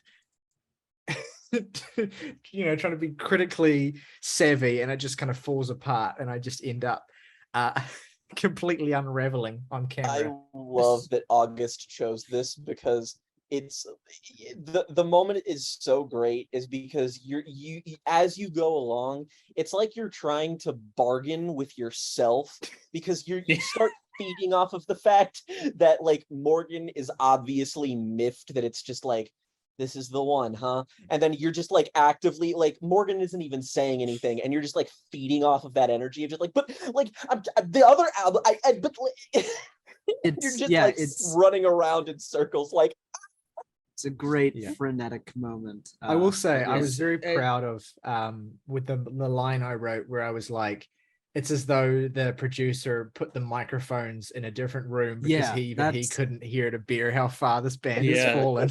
That's what I liked. I gave myself a pat on the back when I wrote that one. But yeah, that's back in the day where I wrote everything down beforehand. Still though, and it led to more unhingedness in the future that was even it was better. Like for so long up to that point you had always gone in, and you still do for the most part, you go in with the idea of, let's sort of give this the benefit of the doubt here, and with great prejudice you sought to find out what the opposite of giving something the benefit of the doubt is with that album. Yeah. And it's a small wound because I also did not like that album, but one that has healed and not even left a scar, just because there's been so many other great pans. And it was also in a stage of the podcast where I was sort of like, that was something that I brought on just as an idea to review because I was quite excited for it. And it was also just it actually made it funnier if I think about it in retrospect. Yeah. It was in the stage where I was like really conscientious about the record club picks that I made, because I just always wanted to make the best thing possible, or at least something that I felt good about doing. And if nothing else, content on this channel has shown that you don't always have to feel good to make something good. And in fact, sometimes it's better if you feel terrible. Well, Morgan, what are your picks for your favorite moments from each of us? All right, so we seem to be starting with Saoirse here, so I'll continue that trend. I will naturally shout out the Idols review. She is so on point in that review, like in basically every sense. And I think we all do some great work on that episode. But I think she might have been the MVP of that one. And it's interesting how I sort of broke this down. I took it from like, I did both a review, or at least a part of a review, and then also just an individual moment that makes me cackle. So that's the review of Saoirse's, and within that review is the aforementioned "fuck me, no fuck you, buddy." I'm sitting here and listen to your shit.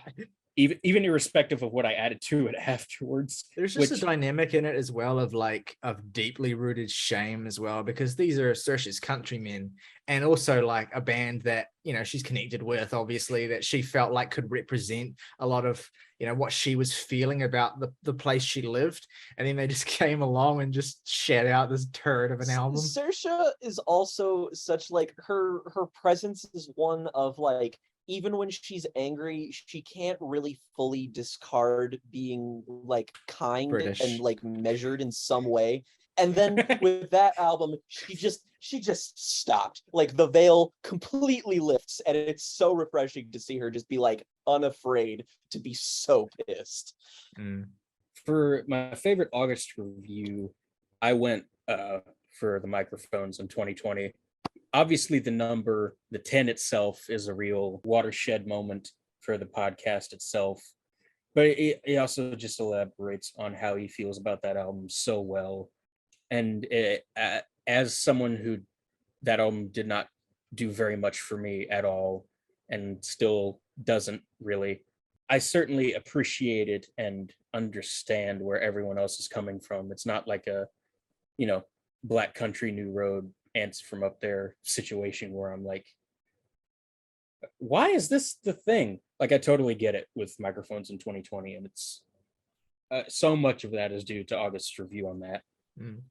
It was very fortuitous that we ended up starting this podcast just before in time for a new August 10 to fresh drop in terms of release, because it ended up meaning that got to be like an early defining moment for August as well, like an early sort of milestone in articulating thoughts on media that meant a lot to you. And obviously that's something that you've gone on to like continue to pursue as well and build on.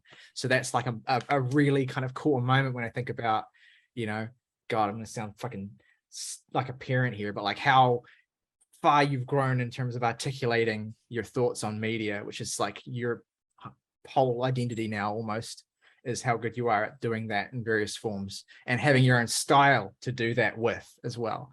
So yeah, that was the moment where that was like, we got it. Yeah. The vision was seen. In terms of moments that just make me laugh, it's the one where you end up cutting off and you get muted, and I'm like, I choose to believe that God himself muted you. But it's like, it is whatever the bit you were doing. It's not what I said. It was it the one where you were like, guys, did you see the guy person who looked exactly like me? Yeah, I still often think about the one where like I think it's your cat like turns on the stereo or something, and you just look absolutely disoriented and confused, and like there's like a solid 10 seconds, like a 10 full seconds where there's just no one has any fucking idea what is happening. And it's the funniest thing in the world. I know that moment too. That's another funny one. That's classic. Yeah. I also want to shout out very quickly the during the Ariana Grande review, where you just fucking get up and face plant onto your hardwood floor for no discernible reason.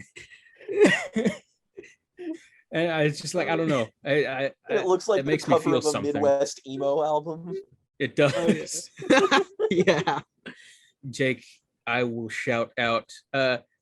Funnily enough, these did not end up being from main episodes, but rather from the first one I'll shout out, a review in particular, or a part of a review, is actually from our Metallica retrospective, wherein we review Master of Puppets, and Jake is just like, I don't know, I don't think Orion is really as good as people say it is, or something to that effect. And the three of us that are currently present right now that are not Jake act as though you literally walked up to Cliff Burton's grave and shat on it. Like that is the level. One of us said as much. Riley, I think it might have been me. You said, you just spat on Cliff Burton's grave, and then Morgan goes, all right. But it's my it's specifically my favorite Jake moment, because you don't give us an inch, like you give us nothing in that regard. You stand steadfastly with that terribly wrong opinion, and I can only have never gotten more shit for giving an album that I love an 8 out of 10. It's also like that, oh boo fucking who, that you give us. Like, everybody agrees with you. I mean, that was I'm so Mark close Maron. to being my I'm Mark Jake pick. Maron in that moment where I'm like, you all have won. Boo fucking who, and everyone agrees with you, is like iconic, definitive Jake moments. I also want to shout out, before I actually get to Riley's segment proper, he has a moment in that. Just it's just like the delivery alone, where Riley's like, I can't fucking believe what I'm hearing. No, it's specifically, I can't believe what I'm fucking hearing. It's so good. like you're laughing, and it sounds like you're almost about to cry, just out of like sheer disbelief. And it's like, we were all genuinely that taken aback in the moment. It's That just was like, like- this is an opinion That was the first that I've heavy- never heard before. That was the first heavy metal song I ever loved, or like thrash metal, or whatever you want to call it, like as a kid. So that was why I was particularly animated there. But it's just funny for me to look back on now. That just leaves Ryley. Mm. And for Ryley, I want to shout out our Logic review. Oh my god. You know, within it course. is a line that I will remember on my deathbed. Like when I've forgotten the name of my loved ones, I will remember Ryley going, "No wonder his wife fucking divorced him." Is that the Just- meanest thing someone has ever said on this podcast? It can't be, is the thing. The- It's just like, it's the most beautiful thing because like it's not like it is an offhand thought that I had while making Yeah. different Yeah, things that you're I'd just written like down. running through your thoughts, and then just like, I don't wonder his fucking wife divorced him. And then it Morgan just takes a completely second. halts the entire video I, for I like think minutes. the casualness of it is definitely some of the Yeah. humor. I And that the it's- part that makes me laugh the most is Jake repeating it back to me, but not being able to say it because he loses. He's like, "No wonder his fucking wife." And like, that's the part that sends me. It's just the way you Oh, say that so God. incredulously. and it's just a great review from you in general. One of our best pans. And you're on fire. Of an during album, that I'm pretty segment. sure I gave like a 5 as well. Like I don't, It's I don't something think like I that, hated yeah. it. I liked a few Jake hated songs. it. Like, Sure the sounded like you second did. half of this album is a wasteland. An individual moment of yours that I not one that makes me laugh, but one I just find so endlessly wholesome and indicative of you is when Jake says real early on that he's been listening to the Twilight Sad during our What We've Been Listening To segment, and Yeah, you do the infamous fucking. It's just Yeah. I Yeah. I do the fucking not today, old friend, every time I think of that. And then the thing that makes it extra funny is that I'm cheering for like Jake having experienced just some miserable records. Yeah. Like some music that's just J- absolutely albums that just suicide make inducing. you feel And I'm just horrid. like, all right. Well, my turn then. I feel bad. Morgan's like got the laundry list. I just have a simple pick for. Well, I suppose I have a few different things that come to mind. For Saoirse, I'm going to really cop out and not even pick a moment at all, but an entire video. One that is kind of one of our most underseen videos, and especially in terms of like a lot of work went into this, and it kind of just went out there and it sort of we moved on. But I'm still really, really proud of it. I'm glad we did it. And that was the Laura Marling discography video that we did. Jake, me, and Yeah. Saoirse. That was like, I mean, I spent a whole week listening to her records over and over, and I was like, really like, Ditto. I feel like we put a lot of time into that one, and it was very niche. It was obviously Saoirse's choice to do it in the first place, but I just think that it was a really great video, and she in particular was just in Yeah. a really great mode of articulating not even just what she liked about Laura Marling, but just what appeals to her in art in general. And she was consistently really, really just every single segment she was like, it made me, and I'd listened to all those records multiple times that week, and every single segment she's like made me want to go back and listen to it again, just the way that she described it. So yeah, that's a really special video, and I think that Yeah. it wouldn't be what it was obviously without Saoirse. As for Jake, I mean, so many to pick from here. I just kind of, with this list, because I was just driving myself nuts, I just basically put the first thing that came to mind. And so I might think of something better later on. But I just, when I think about early great Jake moments, and of course, I'm thinking of things that haven't already been mentioned as well.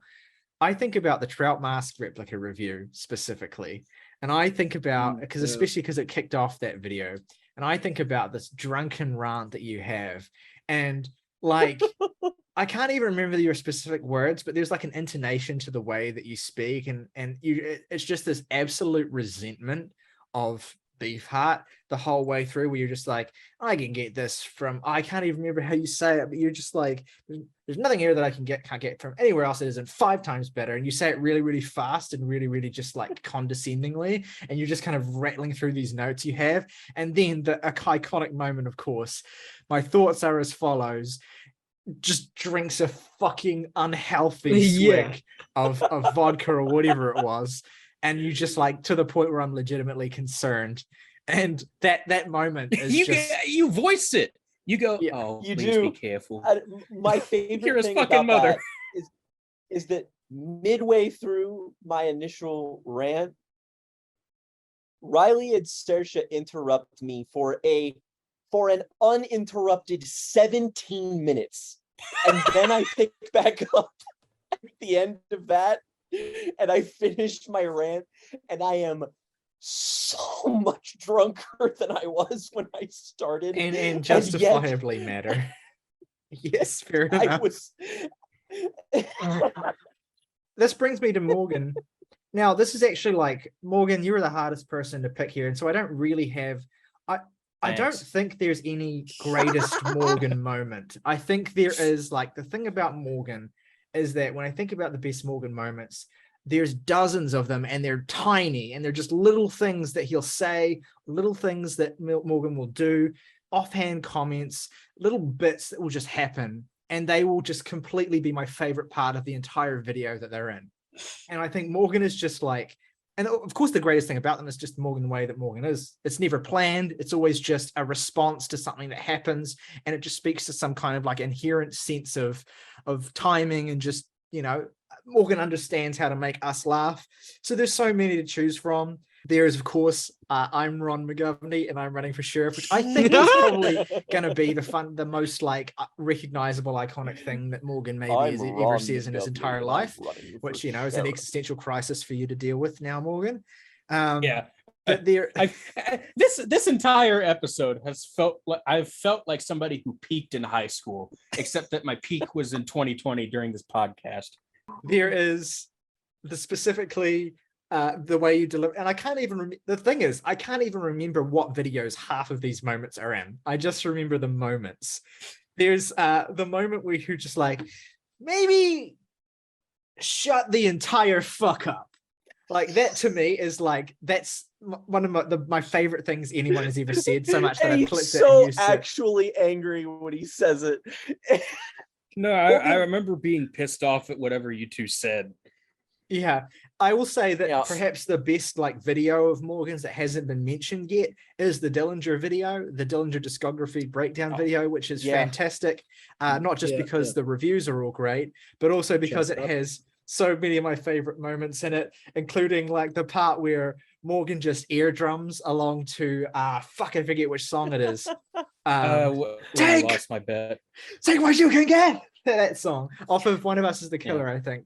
That moment, and it's so funny because you eardrum to it so hard that your headphones fall off and you just kind of like slump over. And I slow But it you're down so in the video. dedicated to the bit that it doesn't even phase you a little bit. That's the power and like of One of Us. you're ear drumming along to a song you're imagining in your head, and you're keeping perfect time, and it's just so good. And also that episode has another moment I love, again, just 1 second, where like I say something about one of the albums and you're just like, there's dead silence and you're just like, correct. It's the little hand pyramid of just, But I can't even do it because the expression is fucking serious as fucking brutal murder, right? Correct. That's it. Like, it's angry. Even though you agree with me, you're like weirdly angry at me. It's great. I love that shit. I also want to shout out this random moment from a random episode that has my friends and I, and like my friends outside, like my Laura and Ida and my like other friends that aren't a part of our group chat, have like a Discord server where we just shit post all the time, and we use like disembodied like pictures of from the podcast as memes and stuff, and we use this gif of Morgan that we've made all the time whenever someone sends something like you know, fucking awesome or poggers or whatever that we agree with, and it always makes me laugh, and I see it every day now, and it's this gif here that I just absolutely adore. I'll probably never in my life remember why Morgan is doing this or what it even is related to, and I don't want to, because this is the beautiful thing about Morgan, is that you have all of these moments and you don't remember the context at all, and the context doesn't matter because it's the moment that stands out. So yeah, that's my pick for Morgan. And for August, now I really struggle with August because, again, so many great moments, many that have already been mentioned, so much brutal, dripping sarcasm and scathing vitriol and shit posting, all that sort of stuff. But I think the thing that, when I was thinking about what it is that makes August like so unique and so special and so important to what we do, and like unique among the four of us, is that like August has a certain level of attention to detail and of like consideration of things, you know, above and beyond what most of us would think about when going into doing an episode or whatever. Like August will think about things in advance and set things up and do things that just they don't actually add up to much that's meaningful, like inherently in terms of like substance or whatever, but they add flair and they add detail. And if we didn't have them, the show would be so much less special and less what it is.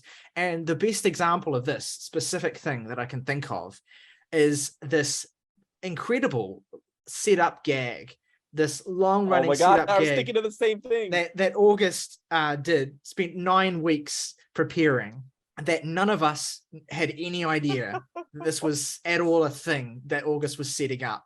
And it doesn't mean anything.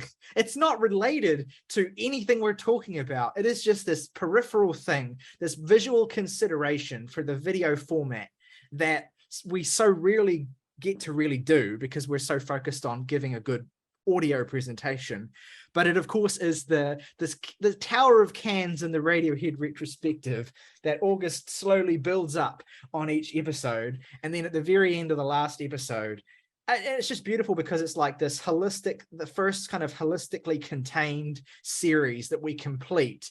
And it ends with this perfect moment where we become aware of the massive tower of cans that August just picks up his notepad that he's been writing on or whatever and just throws it and says his Rock Over London, which I'll always remember. Microsoft. It just works.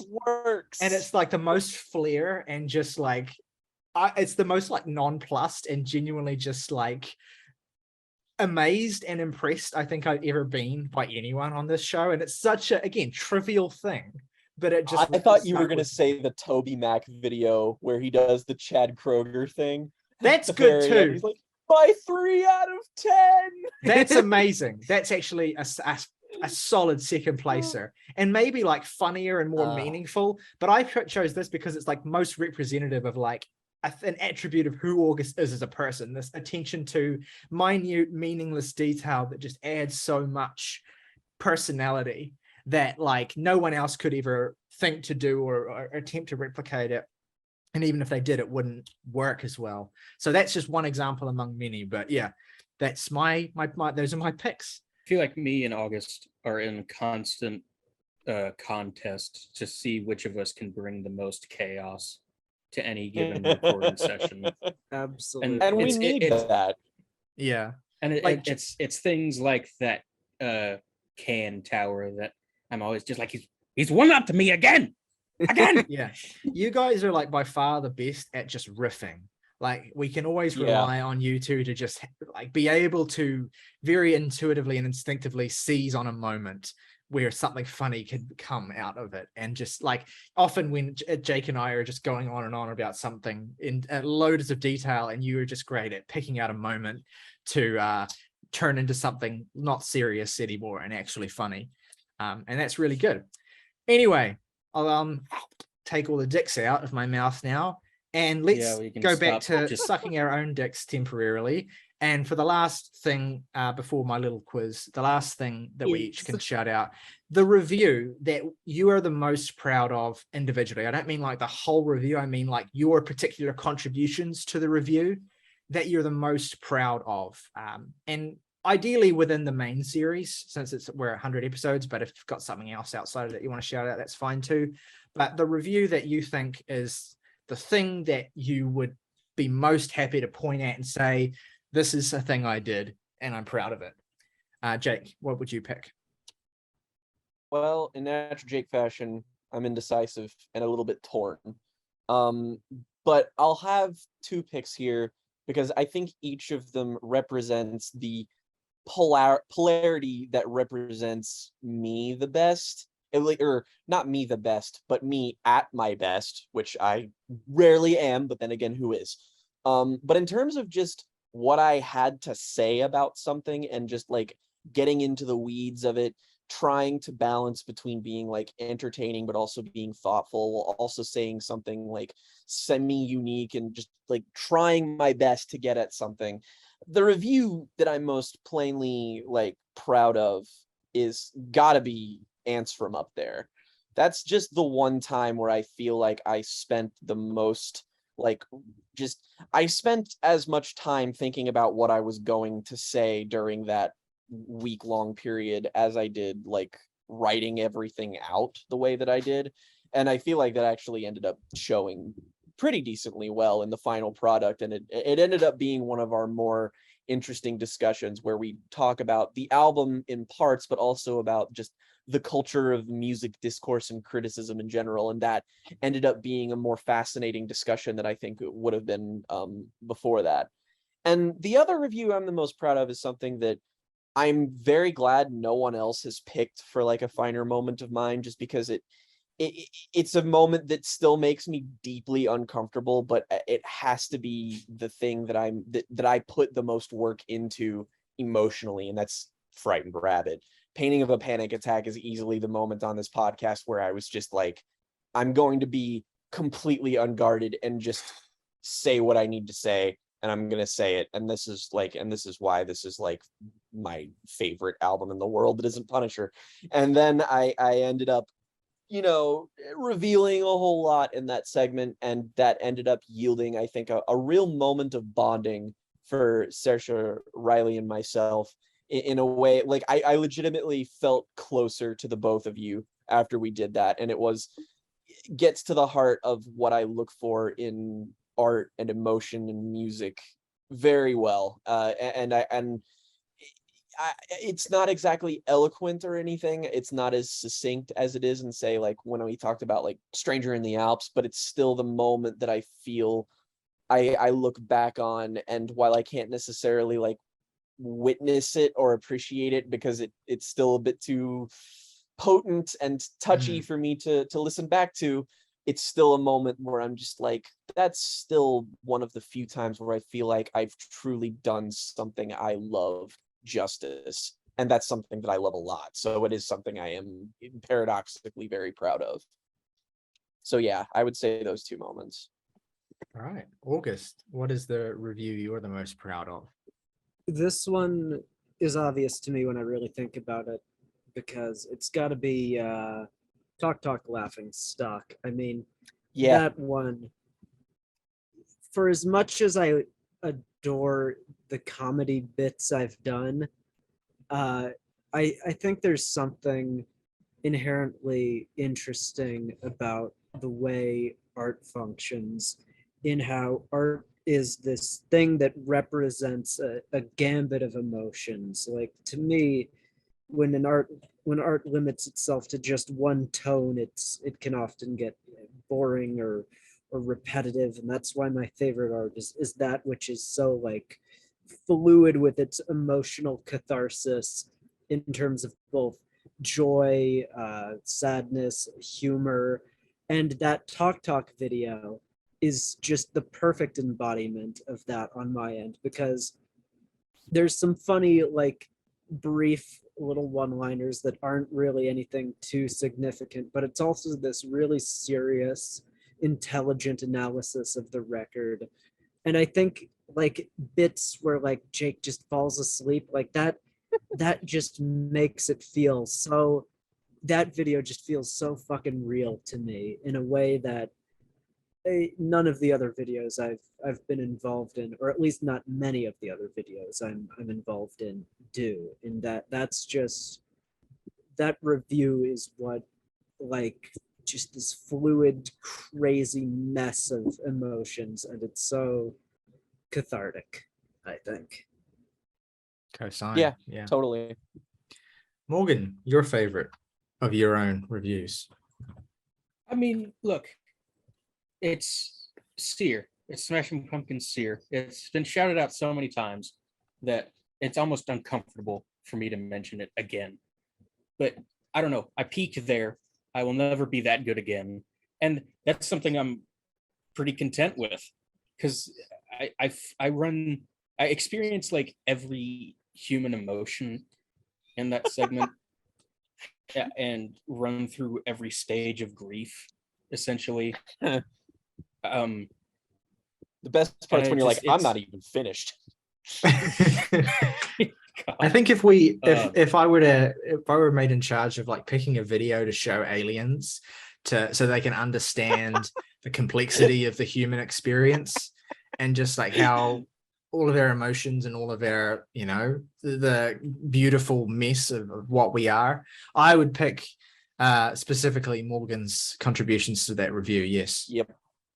I got so much off my chest during that segment that like I felt better as a human being, like I'd experienced actual growth and sort of experienced some I experienced for the first time maybe the freedom in the idea that everything you love might kick you in the nuts, which depending on your perspective is a freeing notion. I think so, for sure. I mean, it's like with, you know, how Rise of Skywalker is the worst fucking thing ever made. And I don't have to tie so much of my life into Star Wars anymore. I can just, you know, I can tune in, I can not tune in. I don't have to make this whole universe it's a good reminder of how like art can supplement your life, but it shouldn't really be your life. Your life should be what you're living, like you shouldn't have your identity tied up so much in really anything outside of you. And it's a good reminder of that, which I guess could be read as a cynical notion to some people, but it's like it's affirming of like your individuality and your existence. It's like, I don't know, it's freeing. I think I thought about it a lot. Yeah. Absolutely, yeah. So Well, if you like this podcast, fuck you. You don't have a relationship with us. You're schizophrenic and seek help. My proudest review. Like and comment. My proudest review is, and this was actually surprisingly easy for me. Playboy Cardi, Whole Lot of Red. I'm just going to say it right there. I'm glad that got a shout out somewhere in this video. That was like its peak. We were talking earlier about like the humor that derives out of me being torn between my critical faculties and like my inherent intuitive reactions. And this is slightly different because like I don't inherently intuitively. It's kind of the opposite actually. Like the inner part of me really likes Whole Lot of Red, but then the critical faculty really struggles to actually rationalize or articulate any of that. And so it was like that same sort of, and the listening to me talk about it is kind of, I guess, amusing and silly in the same way, just as like with Lawrence Arms, except it's just the situation's reversed. I like the album, but I also know that I'm going to have a hard time expressing why. And it's super easy to identify things that almost that aren't great about it. But I actually think I did a really good job under the circumstances. I am really proud of that review every time I look back at it. It's one of the first videos that we shot after I moved into this flat that I'm in now. So I just associate it with like a really nice, pleasant, positive change in my life sort of time. And I spent so much of that like early January listening to a Whole Lot of Red. It was endless. And then getting to like talk about it and try and express some bizarre feeling from deep inside of myself. I'm really proud of it. I think that video holds up. And it's chased really nicely by us just shitting on Kid Cudi right afterwards. It's so interesting that the Kid Cudi album, which is mid, not bad, has a distinctly more negative tone to the review than the Playboy Cardi album, which you all hated. It's just funny how that worked out. I don't think I have that Kid Cudi album rated on Rate Your Music. It's such I listened to it twice, and probably accurate. Yes. I did. I got through the obligatory 2 listens that I have for every album that we review on the main episode of this podcast, except for some that are just so fucking. There's nothing there that I only need the 1 listen. All right, Morgan, I will. I'll give you $50 right now if you can tell me the subtitle to that album. Like it's Man on Nope. the Moon 3. What's the subtitle? Not even that follows- fucking. No. Exactly. Is it The Can't. Chosen? It is The Chosen, yes. I don't Yeah, have I knew it $50 was- to give away, but I was so sure that Morgan wouldn't be able to tell yeah. me that anyway. Yeah, I was gonna say Morgan's less likely to than me, so I can't say that I can usurp Look, that I would $50. have said The Chosen, but I wouldn't have known what. But you know what? It is just The Here's- Chosen. It's just The Yeah. Chosen. It's not The Chosen One. It's just Yeah, The Chosen. Exactly. It's And I fucking would have thought there meaningfully- was something extra. Is Yeah. but Actually, anyway, it's the fucking chode. It's the fucking chode Zen. here's how I'll supplement this. Here's how we'll make this a giveaway. We'll make this work. All right, so viewers at home, if you can name a 5 Kid Cudi songs and send a video of you send in a video of you singing a Kid Cudi song, every word backwards, I will give you this. This is my credit card right here. And I am willing to give it away to anyone who can send me a video of them singing 5 Kid Cudi songs, word for word, backwards, instrumental looping backward in the background. You do it. My credit card is yours. Are they allowed to luck. look at the lyric sheet? Hell no. Okay, there we go. The challenge Actually- has been issued. Challenge is issued. Do it. Okay, well, the episode's already long enough, so I'll just breeze through my little mini quiz that I've done here. I'm going to go around each of you one at a time. You're going to individually get a question and see if you can answer it. Alright. If you don't get it right, then the person who's next in Fuck the you. alphabetical order gets Fuck to have a you. go. All right, so Jake, Shit. question for you. Which of the following metal albums got the highest average rating from us? A, Mastodon, Hushed and Grim. B, Cult of Luna, Long Road North. C, Between the Buried and Me, Colors 2. D, Deaf Heaven, Infinite Granite. Let's say Hushed and Grim. Incorrect. August, do you want to have a go? Yeah, it's got to be Colors 2, right? That's the right answer. Yep. It's a Hell bitch of a yeah. question because Colors 2 Really? got 8.1, Hushed and Long Road got an 8.0, and Infinite Granite got a 7.9. So they're very close together. This is being a bit of a dick with that question. But All right, so here's a question then for August. We all know Seer is and will likely always remain our lowest rated new release with an amazing average of 0.5. But what is the second lowest new release rating average? Is it second lowest? Is it A, Arcade Fire's Wii, B, Lawrence Arms, Skeleton Coast, C, Idols Ultra Mono, or D, Limp Bizkit Still Sucks? Arcade Fire. It's got to be Arcade Fire. It is Arcade Fire. Well done. Yes. That's the right Wow. answer. Morgan, a question for you. Which album was described on our show as, quote, a cross between Sam Hunt's Southside and Chance the Rapper's The Big Day? Do I have any options? No. It's too obvious if I give you options. Walker Hayes, Country Stuff, the album. That's right. Correct. Well done. That would have been my Okay. guess too.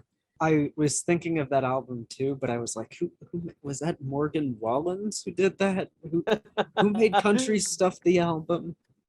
All right. Jake, which album was Morgan describing when he said, reviewing this feels like writing a review for Dasani bottled water?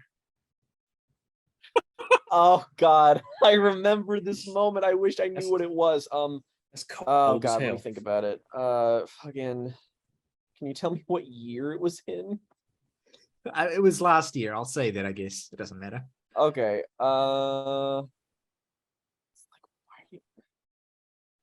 Is it Lord? Was it Solar Power? That's the right answer. Well done. Wow. That is exactly All right. right.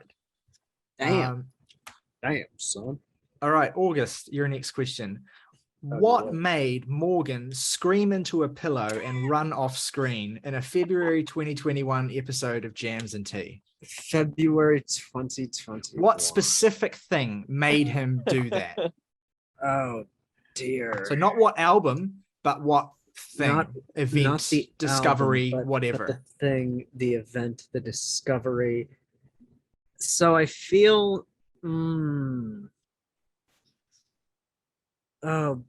Oh wait, yes, I remember this exactly. It was learning Elton John was on Personal Shopper by Stephen Wilson. Yes, well done. Yeah, Very good. that'll That still that'll to this do it. date is an interesting factoid, the only main episode I didn't appear on. Yes, but I know that episode so well because I've watched it so many times because that whole Future It's Bite pretty segment good. is amazing. That's also the segment, incidentally, where your cat turns on the stereo. Oh, that's funny. That's right. All right. Question from Morgan. I suck harder than a towel is a fake lyric that Jake made up while reviewing what album? I know this immediately. Oh, this is so easy. Well, that's nice, fellas. 'Cause I have no fucking idea. Yeah, you fucking Um, idiot. I can deliver it in the way he said it if that would help. Oh, I can do it Okay. Yeah, Do it if you want, Jake. Jake. Give us a because it'll rendition. answer the question. I suck harder than a towel.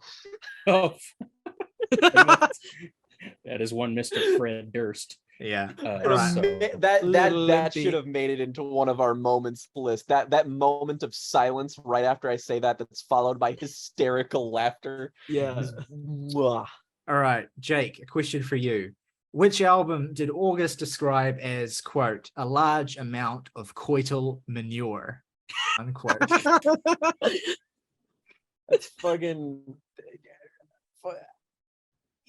It's because it was immediately followed up with both a reaction from Morgan and from Ryley. I think because Ryley says after that, they're like, "That's an Eminem bar," and then Morgan is just like, "I think you're just laughing." It might. Is it Whole Lot of Red?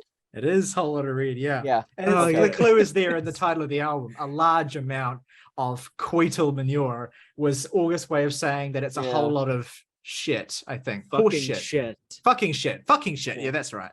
Yeah. God, I bungled that. And I just watched it last night. Okay. Mister.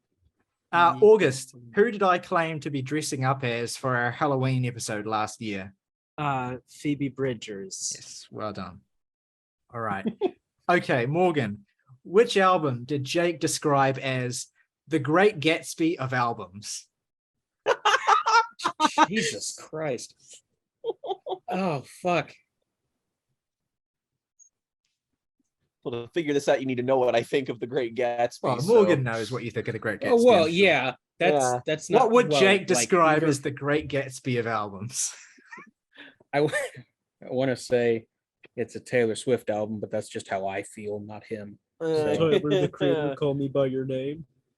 Is it Casey Musgraves? It's not Casey Musgraves, unfortunately. The answer is St. Vincent's Daddy's Home. Well, yeah, that'd do it. Another iconic Jake review, by the way, that we didn't get a chance to shout out. So many iconic moments that we didn't get a chance to even shout out. But that review is an amazing We're so review. fucking good. We can't even say everything that's good about us. Okay. Yeah, it's true. So, all right, this next question is, so I'm done, I think, with the individual single answer questions. Well, not all of them, but what I'm going to do with this next question is I want you all to give me an answer because the answer is a number, and I'm going to give a point to whoever is closest. So the question is, how many new release albums have we formally reviewed on Jams and Tea to date? Think of a number that makes enough sense to you, Yeah. and whoever's closest will get the point.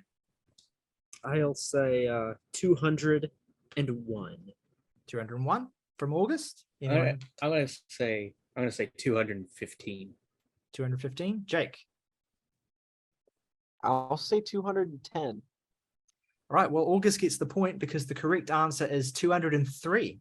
So very Oh, close. nice. Ooh. Also, awesome fun fact that is an amazing coincidence that we absolutely could not have possibly planned. The 100th main review we did was Black Midi's Cavalcade, And the 200th main review we did was Black Midi's Hellfire. Oh, that's Oh, funny. That's very funny. That's amazing to me that it coincidentally happened. And so the last question is kind of like again a sort of big thing that that all three of you are essentially I'm going to get you to do. So we have reviewed 21 artists more than once on the main series of Jams and Tea. And what I want you guys to do now is I want you to this would be a question. I want you to take turns naming artists that we've reviewed more than once on the main series of Jams and Tea. And whoever is able to name the most will get the point, essentially. There's 21 in total, and we're just going to go around in a circle until no one can name any more, essentially. So, Jake, you start. In fact, what I'll do is I'll give each person a point for each one they can name, because there's 21, which divides evenly into 3, so it's fair. Does our episode on Hand Cannot Erase count as a main episode? Yes. Okay, then I'll throw Steven Wilson in there. Steven Wilson, let's see, first is So Charlie hang on, one at a time. So Jake, you've named one. Bad. Now we're going to go My around. bad. August, it's your turn to name one. Charlie XCX. Yes, that's correct. Morgan. Yeah. Taylor Swift. Yes. Oh, Jake again. Black Country New Road. Yep. August. Black Midi. Yep. Morgan. Everything. Yep. Jake. Perfume Genius. Yes, indeed. August. Backwash. Absolutely. Morgan. Obviously, no looking at the spreadsheet. Oh, the Killers. Yes, the Killers. They absolutely count. Jake. Hospital Bombers. Fuck. Black Dresses. Yes. August. Autechre. Very good. Acceptable. Oh, duh. Morgan, your turn again. Is Denzel Curry one? Denzel Curry is not one. We've only reviewed the one album of his, Melt My Eyes, See Your Future. So Morgan is out. Well, he is. But Okay. didn't he release an album? He did it. He released an EP. That EP he did with Kenny Beats, I think, is what you're thinking of. But we didn't review that. Well, No. God fucking damn it. Boris. Is an acceptable Oh, answer. fucking. So is Aesop Rock, I figure. Yes, well, good remembering. I always forget we reviewed him twice. Jake, We did? again. What? Oh, yeah, we did. Fuck. That's right. The Mountain Goats. Yes. Yeah. Very good. So This is already an Obviously, the iconic fucking- episode of Jams and Tea because Morgan is getting unbelievably angry at not getting it doing well in the quiz. Well, of course, the fucking Mountain Goats, they release an album like every 6 months. Idiot. So Black. You haven't said Black Midi yet. You have. You said Black Midi Yeah. earlier. Oh, Yeah. well, You can guess again though, since you already said that. Shuck and Fuck Me. Oh wait, an obvious one. Viagra Boys. Yep. Damn it. That's what Jake. I was gonna say. I feel like there was one recently other than Viagra Boys, and I can't remember what it was. You good? Okay, hold on. Does Sufjan Stevens count because of A Beginner's Mind? Yes. Yeah. That Okay. album is credited to Sufjan Stevens and his partner in the thing. So yeah, that Okay. counts. August, you're up again. King Gizzard and the Lizard Wizard. Yes, I was waiting for someone to say Fuck. that. Very good. Jake, you can go Never in a again. million years would I have said that one. I Yes. feel like I should have, and I just didn't. Oh wait, if Sufjan counts, then Paranul. Yeah, that is And so would absolutely Asian Glow. that is both of those are absolutely God two of the damn. 4 remaining answers. So Shit. there's now 2 left. I will say one of these I think is very, very obscure. Well, not obscure, but like Oh, I'd be very impressed if someone got this for reasons that will become clear when it's revealed. But Jake, there's 2 left. One of them, I think you'll be really pissed if you don't get. I'll give you a hint. All right. So both of these 2 that are remaining are individual people, not bands. Okay. Individual people. All right, I might have to time you out if it's not coming to you. Okay, give me.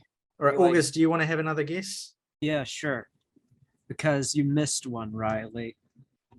Oh, Did I miss one? Glacier Flower. Have we? We haven't formally reviewed 2 Glacial Flower projects. Yes, we have. We 20. reviewed 20. Didn't we do in 20? in episode Oh, 3. we did 2. Yeah, I did forget about that. Well done. So that's Yeah. you get obviously a point for that. Well, we'll call that game, that question there, I think, because otherwise, Fuck! God damn it! Morgan's, What? I guess, looking at the answers. Yeah. And it's- Oh no. So the What biggest is it? one that no one thought of was Angel Olsen, who we reviewed Whole New Mess Oh, in yes, that's 2020 correct. Oh, and Big Time this year. But the other one is I'm going to give a point to anyone who can think of the other one, and I'll give you another clue.